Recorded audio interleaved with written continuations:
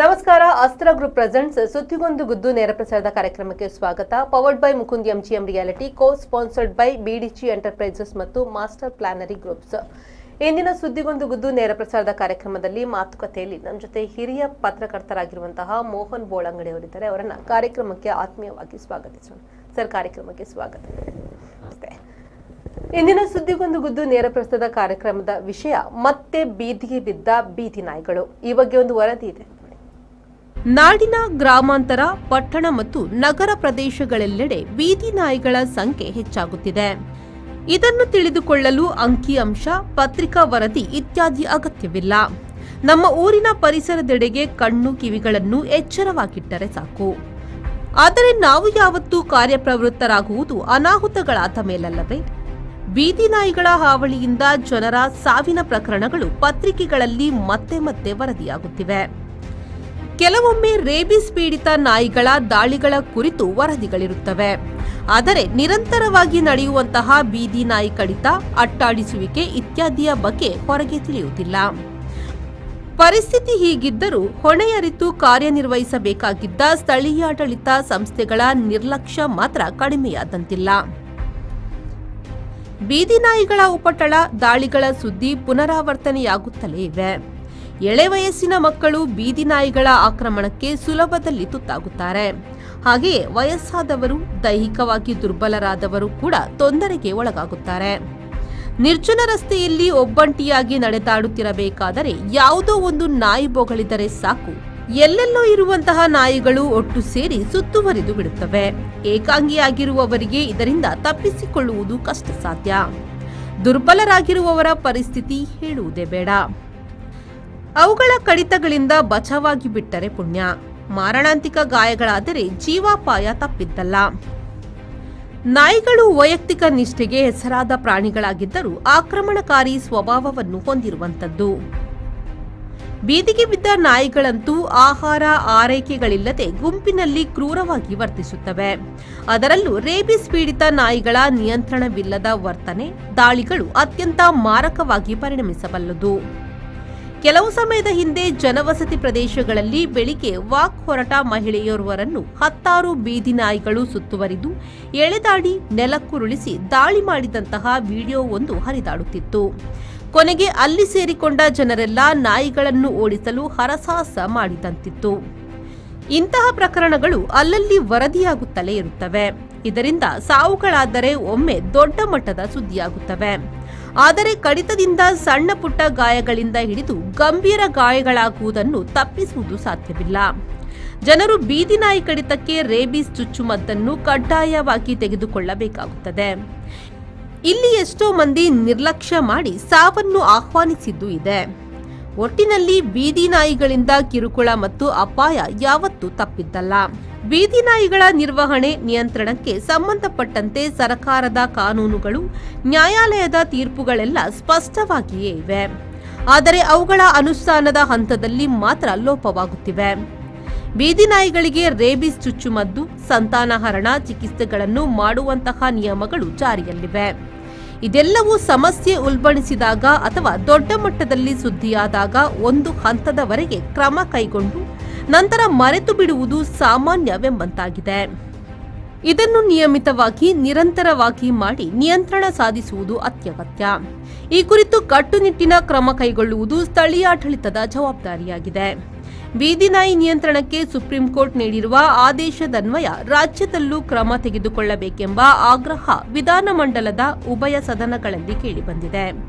ವಿಧಾನಸಭೆಯಲ್ಲಿ speaker UT Khader ಅವರು ವಿಧಾನಸೌಧ ಹಾಗೂ ಶಾಸಕರ ಭವನದ ವ್ಯಾಪ್ತಿಯಲ್ಲಿ ಬೀದಿ ನಾಯಿ ನಿಯಂತ್ರಣ ಬೇಕೋ ಬೇಡವೋ ಎಂದು ಪ್ರಶ್ನಿಸಿದ್ದು ಚರ್ಚೆಗೆ ಕಾರಣವಾಯಿತು. ಬ್ಯೂರೋ ರಿಪೋರ್ಟ್, ವಿ4 ನ್ಯೂಸ್, ಮಂಗಳೂರು.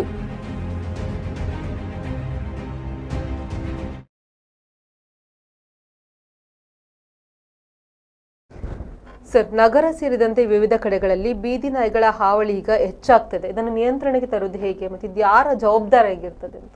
ನೋಡಿ, ಬೀದಿ ನಾಯಿಗಳನ್ನ ನಿಯಂತ್ರಣ ಮಾಡುವಂತಹ ಜವಾಬ್ದಾರಿ ಇರುವುದು ಸ್ಥಳೀಯ ಸಂಸ್ಥೆಗಳಿಗೆ, ಸ್ಥಳೀಯ ಆಡಳಿತಗಳಿಗೆ. ಅವರು ಅದನ್ನು ನಿಯಂತ್ರಣ ಮಾಡಬೇಕು. ಅದರ ಆರೋಗ್ಯ ಇಲಾಖೆ ಏನಿದೆ, ಆ ಇಲಾಖೆಯ ಸಿಬ್ಬಂದಿಗಳು ಅದರ ಬಗ್ಗೆ ಮುತುವರ್ಜಿ ವಹಿಸಬೇಕು. ಏನಂತ ಹೇಳಿದ್ರೆ, ಬೀದಿ ನಾಯಿಗಳು ಅಂತ ಹೇಳಿದ ಕೂಡಲೇ ನೀವು ಒಂದು ರೀತಿಯಲ್ಲಿ ಜನರಿಗೆ ಭಯ ಹುಟ್ಟಿಸುವಂಥ ರೀತಿಯಲ್ಲಿ ಬೆಳೆದು ಬಂದಿದೆ. ಅದನ್ನು ಹಿಡಿದುಕೊಂಡು ಹೋಗಿ ಸಂತಾನಹರಣ ಶಸ್ತ್ರಚಿಕಿತ್ಸೆ ಮಾಡಿಸಿ ಅದನ್ನು ಒಂದು ಕಡೆಯಲ್ಲಿ ಸಾಕುವಂಥ ವ್ಯವಸ್ಥೆ ಸ್ಥಳೀಯ ಸಂಸ್ಥೆಗಳಲ್ಲಿ ಇಲ್ಲ. ಯಾಕಂತ ಹೇಳಿದ್ರೆ ನಾಯಿಗಳನ್ನು ನೀವು ಗೂಡಲ್ಲಿ ಇಟ್ಟು ಸಾಕುವಾಗಿಲ್ಲ. ಅದು ಯಾಕಂದ್ರೆ ಅದು ಸ್ವತಂತ್ರ ಜೀವಿಗಳು, ಬೇರೆ ಪ್ರಾಣಿಗಳಾಗೆ ನಾಯಿ ಅಲ್ಲ. ನಂಬಿಕೆ ಮತ್ತು ವಿಶ್ವಾಸಾರ್ಹತೆಗೆ ಒಂದೇ ಹೆಸರು ಅಂದ್ರೆ ಅದು ನಾಯಿ. ಅದಕ್ಕೆ ನಿಮಗೆ ಸಿಂಡಿಕೇಟ್ ಬ್ಯಾಂಕಿನವರು ನಾಯಿಯ ಚಿತ್ರವನ್ನು ಹಾಕಿ ಸಿಂಬಲ್ ಆಗಿ ಉಪಯೋಗ ಮಾಡ್ತಾ ಇದ್ದದ್ದು. ಆದ್ದರಿಂದ ಅದನ್ನು ನೀವು ಗೂಡಲ್ಲಿ ಹಾಕಿ ಸಾಕುವಾಗಿಲ್ಲ, ಅದನ್ನು ಅದರಷ್ಟಕ್ಕೆ ಬಿಡಬೇಕು. ಆದರೆ ಅದರಷ್ಟಕ್ಕೆ ಬಿಟ್ಟರೆ ಏನಾಗ್ತದೆ ಅಂತ ಹೇಳಿದ್ರೆ ಅದು ಜನರಿಗೆ ತೊಂದರೆ ಮಾಡ್ತದೆ, ಕಚ್ಚುತ್ತದೆ, ಬೊಗಳ್ತದೆ, ಪರಚುತ್ತದೆ, ಈ ರೀತಿಯಾದ ಹೆದರಿಕೆಗಳಿವೆ. ಯಾಕಂತ ಹೇಳಿದ್ರೆ ನಾಯಿಗಳು ಅತ್ಯಂತ ಮಾರಕವಾದಂತಹ ರೇಬಿಸ್ ಕಾಯಿಲೆಯನ್ನು ಹರಡುವಂತಹ ಒಂದು ಪ್ರಾಣಿ. ಅದರ ಜೊಲ್ಲಿನಿಂದ ಆ ರೇಬಿಸ್ ಕಾಯಿಲೆ ಹರಡ್ತದೆ. ಅದು ಕಚ್ಚಿದ್ರೆ ನೀವು ಕನಿಷ್ಠ 3 ಇಂಜೆಕ್ಷನ್, ಆಂಟಿ ರೇಬಿಸ್ ಇಂಜೆಕ್ಷನ್ ಅನ್ನು ತಗೊಳ್ಳೇಬೇಕು. 400 ರೂಪಾಯಿ ಇದೆ ಒಂದು ಇಂಜೆಕ್ಷನ್ಗೆ, 3 ತಗೊಳ್ಳೇಬೇಕು. ಸರ್ಕಾರಿ ಆಸ್ಪತ್ರೆಗಳಲ್ಲಿ ಮತ್ತು ಆರೋಗ್ಯ ಕೇಂದ್ರಗಳಲ್ಲಿ ಆ ಇಂಜೆಕ್ಷನ್ ಅನ್ನು ಉಚಿತವಾಗಿ ಕೊಡಬೇಕು ಅನ್ನುವಂಥ ಸೂಚನೆ ಇದೆ. ಅದೇ ಸರ್ಕಾರಿ ಆಸ್ಪತ್ರೆಗಳಲ್ಲಾಗಲಿ ಆರೋಗ್ಯ ಕೇಂದ್ರಗಳಾಗಲಿ ಆ ಇಂಜೆಕ್ಷನ್ ಲಭ್ಯ ಇಲ್ಲ. ನಾವು ಪ್ರೈವೇಟಿಂದ ಮೆಡಿಕಲ್ನಿಂದ ತಂದೆ ಅವರಿಗೆ ಕೊಟ್ಟು ಇಂಜೆಕ್ಷನ್ ಚುಚ್ಚಿಸ್ಕೊಳ್ಬೇಕು. ಬೀದಿಯಲ್ಲಿ ಹೋಗುವ ನಾಯಿ ಪರಚಿದಕ್ಕೆ, ಕಚ್ಚಿದಕ್ಕೆ ನಾವು ಆ ತೊಂದರೆಯನ್ನು ಅನುಭವಿಸಬೇಕು. ಕೆಲವು ದಿನಗಳ ಹಿಂದೆ ಒಂದು ನಾಯಿ ಕಚ್ಚಿ ಒಂದು ಮಗು ಡೆತ್ ಆದಂತ ಘಟನೆ ನಡೆದಿದೆ. ನಿನ್ನೆಷ್ಟೇ ಮಂಜೇಶ್ವರದಲ್ಲಿ ಒಂದು ಘಟನೆ ಆಗಿದೆ. ಮಂಜೇಶ್ವರದ 8 ವರ್ಷದ ಒಂದು ಹುಡುಗನಿಗೆ ಮದ್ರಸಕ್ಕೆ ಹೋಗುವಾಗ ಅಟ್ಯಾಕ್ ಮಾಡಿ ಮಾರಣಾಂತಿಕ ಹಲ್ಲೆ ಮಾಡಿರುವಂತ. ಅದರಿಂದಾಗಿ ನಾಯಿಗಳು ಯಾಕೆ ಆ ಪ್ರವೃತ್ತಿಯನ್ನು ಹೊಂದಿದೆ ಅಂತ ನಾವು ಸುರಿಗೆ ಆಲೋಚನೆ ಮಾಡಬೇಕು. ನಾಯಿಗಳು ಸಂಘ ಜೀವಿಗಳು, ಅದು ಒಂಟಿಯಾಗಿರುವುದು ಬಾರಿ ಕಡಿಮೆ. ಒಂದು ನಾಯಿ ಒಟ್ಟಿಗೆ 4-5 ನಾಯಿಗಳು ಒಟ್ಟಾಗಿರ್ತದೆ, ಸಂಘ ಜೀವಿಗಳು. ಅದು ಒಂಟಿಯಾಗಿದ್ದ ಕೂಡಲೇ ಅದಕ್ಕೆ ಒಂದು ರೀತಿಯ ಭಯ ಉಂಟಾಗ್ತದೆ. ಈ ಪ್ರಾಣಿಗಳಲ್ಲಿ ಅತ್ಯಂತ ಅಪಾಯಕಾರಿ ಪ್ರಾಣಿ ಅಂದ್ರೆ ಮನುಷ್ಯ ಅಂತ ಲೆಕ್ಕ. ಎಲ್ಲಾ ಪ್ರಾಣಿಗಳು ಮನುಷ್ಯನನ್ನು ಮೇಲೆ ದಾಳಿ ಮಾಡ್ತವೆ, ಅಟ್ಟಾಡಿಸ್ತದೆ, ಎಲ್ಲವೂ ಮಾಡ್ತದಲ್ಲ. ಆ ಪ್ರಾಣಿಗಳನ್ನು ಅಧ್ಯಯನ ಮಾಡಿದವರು ಹೇಳ್ತಾರೆ, ಮನುಷ್ಯನನ್ನು ನೋಡಿದ ಕೂಡಲೇ ಅವರಿಗೆ ಹೆದರಿಕೆ ಆಗ್ತದೆ.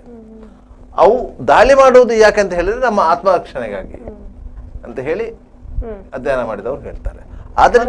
ತೊಂದರೆ ಮಾಡ್ತಾನೆ ಮನುಷ್ಯ ಏನಾದ್ರು ತೊಂದರೆ ಮಾಡ್ತಾನೆ, ನಂಗೆ ಹೊಡಿತಾನೆ, ನಂಗೆ ಗಾಯ ಮಾಡ್ತಾನೆ, ನಂಗೆ ಹಾನಿ ಮಾಡ್ತಾನೆ, ಮನುಷ್ಯನ ಮೇಲಿಂದ ಭಯದಿಂದ ಅದು ಅಟ್ಯಾಕ್ ಮಾಡೋದು.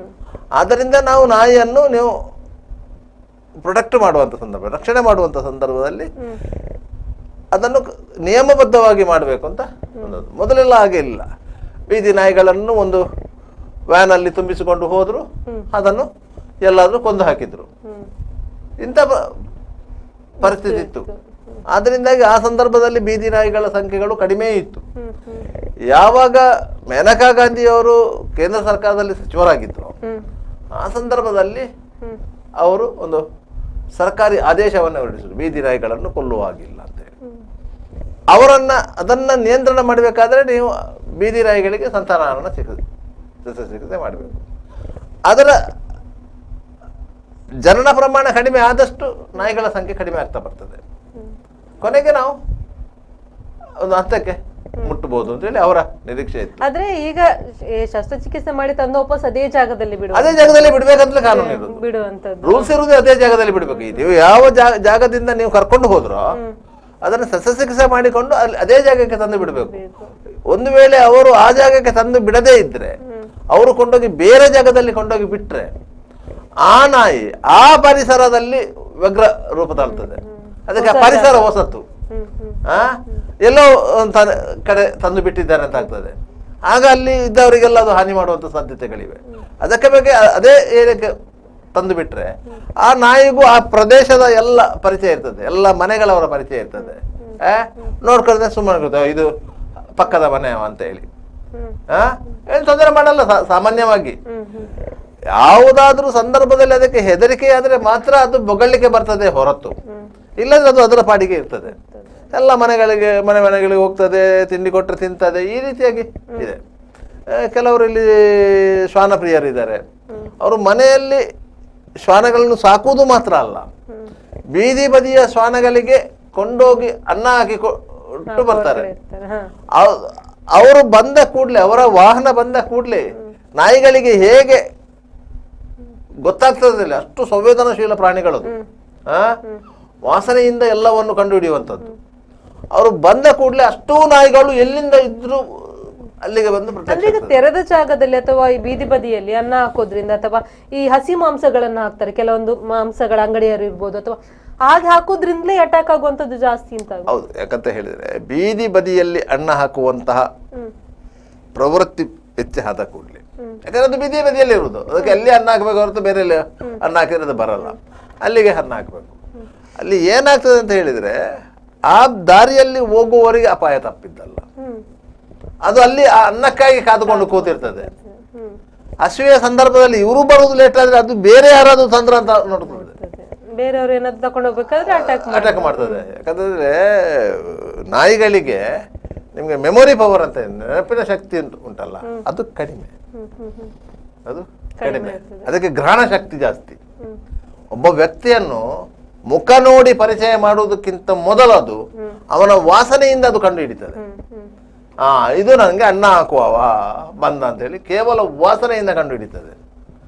ಮುಖ ನಂತರ ನೋಡುದು ಇವನೇ ಅವನು ಅಂತ, ವಾಸನೆಯಿಂದ ಕಂಡು ಹಿಡಿತದೆ. ಅದಕ್ಕೆ ಬೇಕಾಗಿ ಪೊಲೀಸ್ ಇಲಾಖೆಯಲ್ಲಿ ಶ್ವಾನದಳ ಅಂತ ಇರೋದು. ಆ ವಾಸನೆಯನ್ನು ಗ್ರಹಿಸುವಂತಹ ಶಕ್ತಿ ಅದಕ್ಕೆ ಜಾಸ್ತಿ ಇದೆ. ಆದ್ದರಿಂದ ಆ ಶಕ್ತಿಯ ಮೂಲಕ ಅದು ಒಬ್ಬನ ಹೆಜ್ಜೆ ಜಾಡನ್ನು ಕಂಡುಹಿಡ್ಕೊಂಡು ಹೋಗ್ತದೆ. ಎಷ್ಟು ದೂರಕ್ಕೆ ಬೇಕಾದ್ರೂ ಶ್ವಾನದಳ ಹೆಜ್ಜೆ ಜಾಡನ್ನು ಕಂಡುಹಿಡಿತದ ನಿದರ್ಶನ ಇದೆ. ಕ್ರಿಮಿನಲ್ ಪ್ರಕರಣಗಳಲ್ಲಿ ಅಪರಾಧಿಗಳ ಪತ್ತೆಗೆ ನೆರವಾದದ್ದಿದೆ. ಅದರಿಂದಾಗಿ ನಾಯಿಗಳಿಗೆ ಬೇರೆ ಪ್ರಾಣಿಗಳಿಗಿಂತ ವಿಶೇಷವಾದ ಆಧಾರ ಇದೆ. ಅದು ಮನೆಯಲ್ಲಿ ಸಾಕುವಂತ ಪ್ರಾಣಿ. ಮನೆ ಮಂದಿಯೂ ಸಹ ಅದನ್ನು ಅಷ್ಟೇ ಮಕ್ಕಳಾಗೆ ಪ್ರೀತಿಯಿಂದ ಸಾಕುವುದು ಇದೆ. ಅಂತ ನಾಯಿಗಳನ್ನು ಮನೆಯವರು ಏನು ಮಾಡ್ತಾರೆ ಅಂತ ಹೇಳಿದ್ರೆ ಆದಷ್ಟು ಜಾಗ್ರತೆಯಲ್ಲಿ ನೋಡ್ಕೋತಾರೆ. ಮನೆಯಿಂದ ಹೊರಗೆ ಹೋಗೋದಾಗೆ, ಕಂಪೌಂಡಿಂದ ಹೊರಗೆ ಹೋಗೋದಾಗೆ, ಬೇರೆ ನಾಯಿಗಳು ಅದಕ್ಕೆ ಅಟ್ಯಾಕ್ ಮಾಡದಾಗೆ. ಒಂದು ವೇಳೆ ಬೇರೆ ನಾಯಿಗಳು ಬಂದು ಅದಕ್ಕೆ ಅಟ್ಯಾಕ್ ಮಾಡಿದ್ರೆ ಇದಕ್ಕೆ ಗಾಯ ಆಗ್ತದೆ ಒಂದು. ಎರಡನೇದು, ಇದಕ್ಕೆ ಹುಚ್ಚಿಯನ್ನು ಹಿಡಿದಿದ್ರೆ, ಹುಚ್ಚು ನಾಯಿ ಬಂದು ಕಚ್ಚಿದ್ರೆ, ಈ ರೀತಿ ಎಲ್ಲ ಆತಂಕಗಳಿರ್ತವೆ. ಆ ಆತಂಕಗಳಿಗೆ ಬೇಕಾಗಿ ನಾಯಿಗಳನ್ನ ಜನಸಾಮಾನ್ಯರು ಏನು ಮಾಡಿದ್ರೆ ಆದಷ್ಟು ದೂರ ಇಡ್ಲಿಕ್ಕೆ ಪ್ರಯತ್ನ ಪಡ್ತಾರೆ. ಈಗ ಸುಪ್ರೀಂ ಕೋರ್ಟ್ ಸಹ ಅದನ್ನೇ ಹೇಳಿದ್ದು, ನೀವು ಆ ನಾಯಿಗಳಿಗೆ ನೀವು ಪ್ರತ್ಯೇಕವಾದ ವ್ಯವಸ್ಥೆ ಮಾಡಬೇಕು. ಅಂದ್ರೆ ಏನ್ ಮಾಡ್ಲಿಕ್ಕೆ ಸಾಧ್ಯ ಅಂತ? ಈಗ ಬೀದಿ ನಾಯಿಗಳನ್ನು ನಿಯಂತ್ರಣ ಮಾಡುದಾದ್ರೂ ಹೇಗೆ ಅಂತ ಇಲ್ಲ. ಈಗ ಏನಂತ ಹೇಳಿದ್ರೆ ಬೀದಿ ನಾಯಿಗಳನ್ನ ನೀವು ಹಿಡಿದುಕೊಂಡು ಹೋಗಿ ಒಂದೇ ಕಡೆ ಒಂದು ಐಸೋಲೇಟೆಡ್ ಪ್ಲೇಸ್ ಅಲ್ಲಿ ಕೊಂಡೋಗಿ ಬಿಡಬೇಕು. ಬಿಟ್ಟು ಅಲ್ಲಿ ಅದು ಹೊರಗೆ ಹೋಗದಾಗೆ ನೋಡ್ಕೊಳ್ಬೇಕು. ಅದಕ್ಕೊಂದು ಕಾಂಪೌಂಡ್ ವಾಲ್ ಕಟ್ಟುವುದಾ, ಅದಕ್ಕೊಂದು ಆಹಾರದ ವ್ಯವಸ್ಥೆ ಮಾಡ್ಕೊಂಡು ಅದು ಅದರೊಟ್ಟಿಗೆ ಅಲ್ಲಿ ಇರ್ತದೆ. ಅವರವರೇ ಗಲಾಟೆ ಮಾಡ್ಕೊಂಡು ಅವ್ರವ್ರು ಇದು ಮಾಡ್ಕೊಂಡು ಇರ್ತವೆ. ಆ ರೀತಿಯಾಗಿ ಮಾಡಬೇಕು ಅಂತೇಳಿ ಸುಪ್ರೀಂ ಕೋರ್ಟ್ ಹೇಳ್ತಾ ಇರೋದು. ಯಾಕಂತ ಹೇಳಿದ್ರೆ ರಾಜಧಾನಿ ನವದೆಹಲಿಯಲ್ಲಿ ಬೀದಿ ನಾಯಿಗಳ ಕಾಟ ಜಾಸ್ತಿ ಆಯಿತು. ಅದು ಇಷ್ಟಿಷ್ಟು ಮಕ್ಕಳಿಗೆ ಅವರಿಗೆ ಇಲ್ಲಿ ಕಚ್ಚಿದೆ, ಇಷ್ಟು ಪ್ರಕರಣಗಳಾಗಿದೆ, ರೇಬಿಸ್ ಹರಡುವಂತ ಪ್ರಮಾಣ ಜಾಸ್ತಿ ಆಗಿದೆ ಅಂತ ಹೇಳಿ ಯಾರೋ ಒಬ್ರು ಸುಪ್ರೀಂ ಕೋರ್ಟಿಗೆ PLI ಸಲ್ಲಿಸಿದ್ದಾರೆ. ಆ PLI ಮೇಲೆ ವಿಚಾರಣೆ ನಡೆಸಿದ ಸುಪ್ರೀಂ ಕೋರ್ಟ್ ಅದನ್ನು ಕೊಲ್ಲಿ ಅಂತ ಹೇಳಲಿಲ್ಲ. ಒಂದು ಪ್ರಾಣಿ, ಅದು ಅದಕ್ಕೆ ಬದುಕುವ ಹಕ್ಕಿದೆ, ಜೀವಿಸುವ ಹಕ್ಕಿದೆ, ಅದನ್ನು ಕೊಲ್ಲಿ ಅಂತ ಹೇಳಲಿಲ್ಲ. ಬದಲಾಗಿ ಅದಕ್ಕೆ ಒಂದು ವ್ಯವಸ್ಥೆ ಮಾಡಿ ಅಂತ ಹೇಳಿದೆ. ಆದ್ದರಿಂದ ನವದೆಹಲಿಯ ಮಹಾನಗರ ಪಾಲಿಕೆ ಅದನ್ನೆಲ್ಲ ಇಟ್ಕೊಂಡು ಹೋಗುವಂತ ಇದು ಮಾಡಿದೆ. ಆಗ ಏನಾಗ್ತದೆ ಅಂತೇಳಿ ಅದಕ್ಕೆ ಕೆಲವು ಪ್ರದೇಶಗಳಲ್ಲಿ ಸ್ಥಳೀಯರ ವಿರೋಧ ಬಂತು. ಯಾಕಂತ ಹೇಳಿದ್ರೆ ಮಧ್ಯಾಹ್ನದ ಹೊತ್ತಿಗೆ ಒಂದು ನಾಯಿ ಮನೆ ಅಂಗಳಿಗೆ ಬರ್ತದೆ, ಹಾಕಿದ ಅನ್ನವನ್ನು ತಿನ್ಕೊಂತದೆ, ಬಾಲಲ್ಲಿ ಅಡಿಸ್ತದೆ, ಹೋಗ್ತದೆ. ಸಂಜೆ ವೇಳೆಗೆ ಪುನಃ ಬೊಗಳ್ತದೆ, ಏನಾದ್ರು ಕೊಟ್ರೆ ತಿಂದ್ಕೊಂಡು ಹೋಗ್ತದೆ. ಒಂದು ರೀತಿಯ ಮನುಷ್ಯ ಮತ್ತು ಪ್ರಾಣಿಗಳ ಮಧ್ಯೆ ಒಂದು ಬಾಂಧವ್ಯ ಬೆಳೆದಿರ್ತದೆ. ಅಂತ ನಾಯಿಯನ್ನು ಸಿಟಿ ಕಾರ್ಪೊರೇಷನ್ ತಗೊಂಡೋದ್ರ ಅಂತ ಹೇಳಿದ್ರೆ ಅವರಿಗೂ ಬೇಸರ ಆಗುತ್ತೆ. ಯಾಕಂತ ಹೇಳಿದ್ರೆ ಅವರು ಕೊಂಡೋಗಿ ಇಲ್ಲಿ ಹಾಕ್ತಾರೆ ಅಂತ ಗೊತ್ತಿಲ್ಲ, ಅದನ್ನು ಹೇಗೆ ನೋಡ್ಕೋತಾರೆ ಅಂತ ಗೊತ್ತಿಲ್ಲ. ಆದ್ದರಿಂದಾಗೆ ಭಾವನಾತ್ಮಕ ಸಂಬಂಧಗಳು ಸಹ ಕೆಲವೊಂದು ಕಡೆಯಲ್ಲಿ ಪ್ರತಿಭಟನೆಗೆ ಕಾರಣ ಆಗಿದೆ. ಹೌದು, ಅದಕ್ಕೆ ವ್ಯವಸ್ಥೆಗಳನ್ನ ಮಾಡುದು. ಈಗ ಬೀದಿ ನಾಯಿಗಳನ್ನ ಕೆಲವರು ಸಾಕುವಂತವ್ರು ಇದ್ದಾರೆ, ಆದ್ರೆ ಬೀದಿಯಲ್ಲೇ ತಂದು ಆಹಾರಗಳನ್ನ ಹಾಕೋದು, ಅಲ್ಲೇ ಸಾಕುವಂತದ್ದು ಹೋಗೋದು, ಅದಕ್ಕಿಂತ ಅದನ್ನ ಮನೆಯಲ್ಲಿ ಕೊಂಡೋಗಿ ಅದಕ್ಕೆ ವ್ಯವಸ್ಥೆ ಅಲ್ಲ. ನೋಡಿ, ಒಂದು ಮನೆಯಲ್ಲಿ ನೀವು ಬೀದಿ ನಾಯಿ ತಂದು ಸಾಕ್ಲಿಕ್ಕೆ ಆಗುದಿಲ್ಲ. ಈಗ ಇಲ್ಲಿ ನಮ್ಮ ಬಳ್ಳಲ್ಬಾಗಲ್ಲಿ ರಜನಿ ಶೆಟ್ಟಿ ಅವರು ಅಂತ ಇದ್ದಾರೆ, ಅವರು 100 ನಾಯಿಗಳನ್ನು ಸಾಕ್ತಾ ಇದ್ದಾರೆ, ಬೆಕ್ಕುಗಳನ್ನು ಸಾಕ್ತಾ ಇದ್ದಾರೆ. ಅಷ್ಟೇ ಅಲ್ಲ, ಅವರೊಂದು 500ರಷ್ಟು ಹೆಚ್ಚು ನಾಯಿಗಳಿಗೆ ಮನೆಯಲ್ಲಿ ಅಡುಗೆ ತಯಾರಿಸಿ ಆ ಅನ್ನವನ್ನು ಕೊಂಡೋಗಿ ಹಾಕೊಂಡು ಬರ್ತಾರೆ.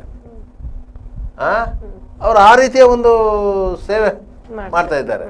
ಅವರ ಮನೆಯಲ್ಲಿರುವಂತಹ ಅಷ್ಟು ನಾಯಿಗಳಿಗೂ ಸಹ ಒಂದೊಂದಕ್ಕೆ ಒಂದೊಂದು ಹೆಸರಿದೆ. ಅವರು ಆ ಹೆಸರಿರ್ತಕ್ಕಂಥ ಕೂಡಲೇ ಅವರ ಹತ್ರಕ್ಕೆ ಬರ್ತದೆ.